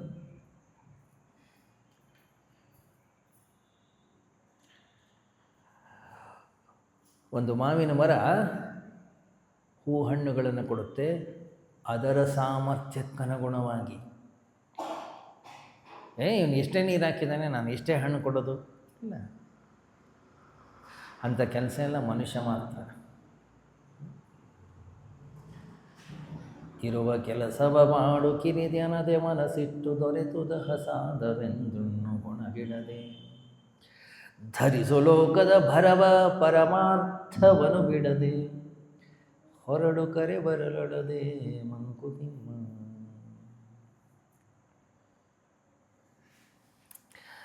ಏನೇ ಕೆಲಸ ಮಾಡಲಿ ಅಂತಃಕರಣದ ಒಳಗಡೆ ನೆನಪಿರಲಿ, ಏನು ಅವನಿಂದ ಆಗುತ್ತಾ ಇದೆ, ನಾನು ಮಾಡ್ತಾ ಇಲ್ಲ, ನನ್ನಿಂದಲ್ಲ. ಹೊರಡು ಕರೆ ಬರಲೊಡದೆ, ಯಾವಾಗಲೂ ರೆಡಿ ಇರಬೇಕಂತೆ. ಭಗವಂತ ಬಂದು ಬಾಪ ಹೋಗೋಣ ಅಲ್ಲ, ಮೊಮ್ಮಗಂದೊಂದು ಮದುವೆ ಮಾಡಿ, ಇದೊಂದು ಮನೆ ಒಂದು ಅರ್ಧ ಆಗಿದೆ, ಇದೊಂದು ಬಿಲ್ಡಿಂಗ್ ಒಂದು ಕಂಪ್ಲೀಟ್ ಆಗಲಿ, ಭಗವಂತ ಕರೆಯೋಕ್ಕಿಂತ ಮೊದಲೇ ನಾವು ರೆಡಿ ಇರಬೇಕಂತ. ಹೊರಡು ಕರೆ ಬರಲಾಡದೆ. ಏನಿವೆಲ್ಲ? ಇವೆಲ್ಲ ಜೀವನದ ಅನುಭವಗಳು. ಅವರು ತಮ್ಮ ಜೀವನದಲ್ಲಿ ಏನೇನು ಅನುಭವಗಳನ್ನು ಅನುಭವಿಸಿದ್ರು ಅದನ್ನು ನಮ್ಮ ಮುಂದೆ ಇಟ್ಟಿದ್ದಾರೆ. ಮುಂದುವರಿಯುತ್ತೆ, ನಾಳೆ ಚಿಂತೆ ಮಾಡೋಣ. ಈ ಜ್ಞಾನಯಜ್ಞದ ಕೊನೆಯ ದಿನ ನಾಳೆ. ನಿಮಗೆಲ್ಲರಿಗೂ ಕೂಡ ಇದೊಂದು ಕವರು ಕೊಟ್ಟಿರ್ಬೋದು, ಇಸ್ಕೊಳ್ಳಿ. ನಮ್ಮ ವಿಳಾಸವನ್ನು ಸ್ಪಷ್ಟವಾಗಿ ಬರೀರಿ. ನಾಳೆ ನೀವು ಬರ್ತಾ ಗುರುದಕ್ಷಿಣೆಯನ್ನು ತೆಗೆದುಕೊಂಡು ಬನ್ನಿ, ಗುರುದಕ್ಷಿಣೆಯನ್ನು ಸಮರ್ಪಣೆ ಮಾಡಿ. ಸಾಧಕರ ಜೀವನದಲ್ಲಿ ವ್ಯಾಸ ಪೌರ್ಣಿಮಾ ಅಥವಾ ಗುರುಪೂರ್ಣಿಮಾ ಅನ್ನೋಂಥದ್ದೇನಿದೆ ಅತ್ಯಂತ ಶ್ರೇಷ್ಠವಾಗಿರತಕ್ಕಂಥ ದಿವಸ. ವ್ಯಾಸ ಪೌರ್ಣಿಮಾ 29 ಆದರೂ ನಾವು ಮಾತ್ರ ಗೀತಾ ಜ್ಞಾನ ಯಜ್ಞದ ಕೊನೆಯ ದಿನ ನಾಳೆ, ಆದ್ದರಿಂದ ನಾಳೆನೇ ಮಾಡ್ತಾಯಿದ್ದೀವಿ. ಎಲ್ಲರೂ ಕೂಡ ಬನ್ನಿ. ಆರಂಭದಲ್ಲಿ ವ್ಯಾಸ ಪೌರ್ಣಿಮೆಯನ್ನು ನಾವು ಗುರು ಭಜನೆ, ಗುರು ಅಷ್ಟೋತ್ತರ ಪಾದಕ ಪೂಜೆಯ ಮೂಲಕ ನೆರವೇರಿಸಿ, ಅನಂತರ ಗುರು ಮಹಿಮೆಯನ್ನು ಕುರಿತು, ವ್ಯಾಸರ ವಿಶೇಷತೆಯನ್ನು ಕುರಿತು ನಾಳೆ ಚಿಂತನೆಯನ್ನು ಮಾಡೋಣ. ಈ ಜ್ಞಾನಯಜ್ಞದ ಒಂದು ಸಮಾಪನ ನಾಳೆ ಇರುತ್ತೆ. ಬರಬೇಕಾದ್ರೆ ಒಂದಿಷ್ಟು ಹೂವು ಹಣ್ಣು ಏನಿದೆ ತೊಗೊಂಡು ಬನ್ನಿ, ಗುರುಗಳಿಗೆ ಸಮರ್ಪಣೆಯನ್ನು ಮಾಡೋಣ. ಒಂದು ಭಜನೆ ಹೇಳ್ಕೊಡ್ತೀನಿ ಇವತ್ತಿನ ಕಾರ್ಯಕ್ರಮವನ್ನು.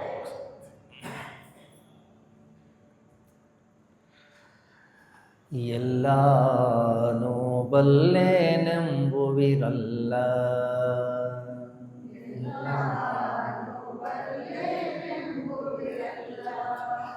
ಅವಗುಣ ಬಿಡಲಿಲ್ಲ, ಎಲ್ಲಾನೂ ಬಲ್ಲೆನೆಂಬುವಿರಲ್ಲ.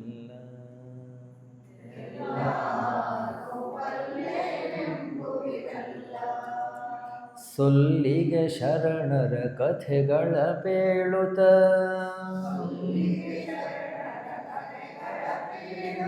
ಅಲ್ಲದ ನುಡಿಯನು ನುಡಿಯುವಿರಲ್ಲ,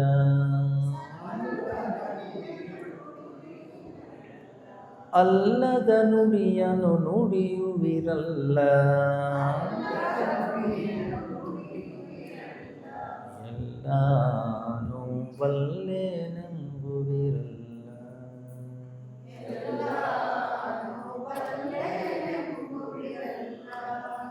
ಅವಗುಣ ಬಿಡಲಿಲ್ಲ,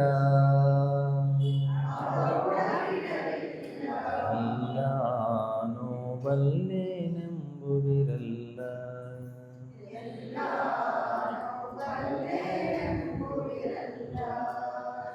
ಗುರುಗಳ ಸೇವೆಯ ಮಾಡಿದಿರಲ್ಲ, ಗುರುತಾಗಲಿಲ್ಲ,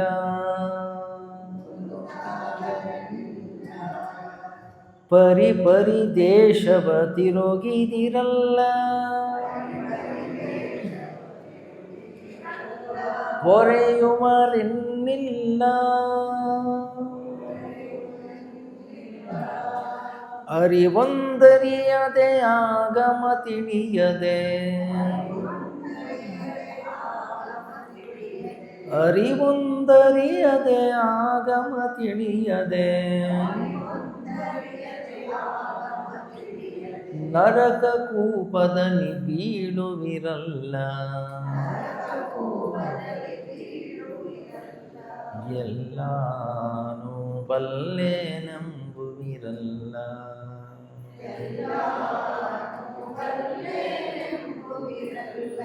ಅವಗುಣ ಬಿಡಲಿಲ್ಲ, ಎಲ್ಲಾನೂ ಬಲ್ಲೆನೆಂಬುವಿರಲ್ಲ.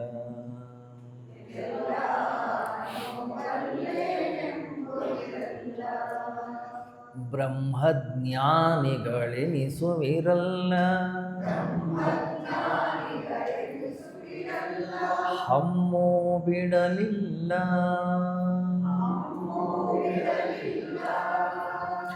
ಸುಮ್ಮನೆ ಯಾಗವ ಮಾಡುವಿರಲ್ಲ,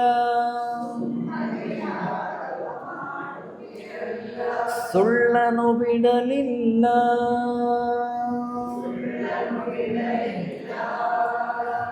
ಗಮ್ಮನೆ ಪುರಂದರ ವಿಠಲನ ಪಾದಕ್ಕೆ, ಗಮ್ಮನೆ ಪುರಂದರ ವಿಠಲನ ಪಾದಕ್ಕೆ,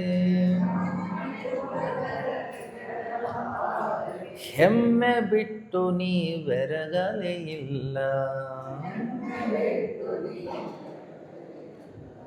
ಎಲ್ಲಾನು ಬಲ್ಲೆನೆಂಬುವಿರಲ್ಲ,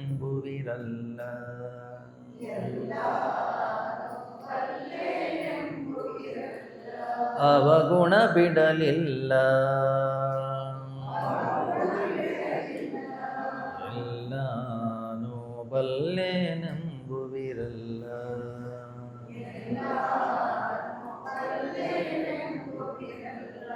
ಎಲ್ಲಾನು ಬಲ್ಲೆನೆಂಬುವಿರಲ್ಲ.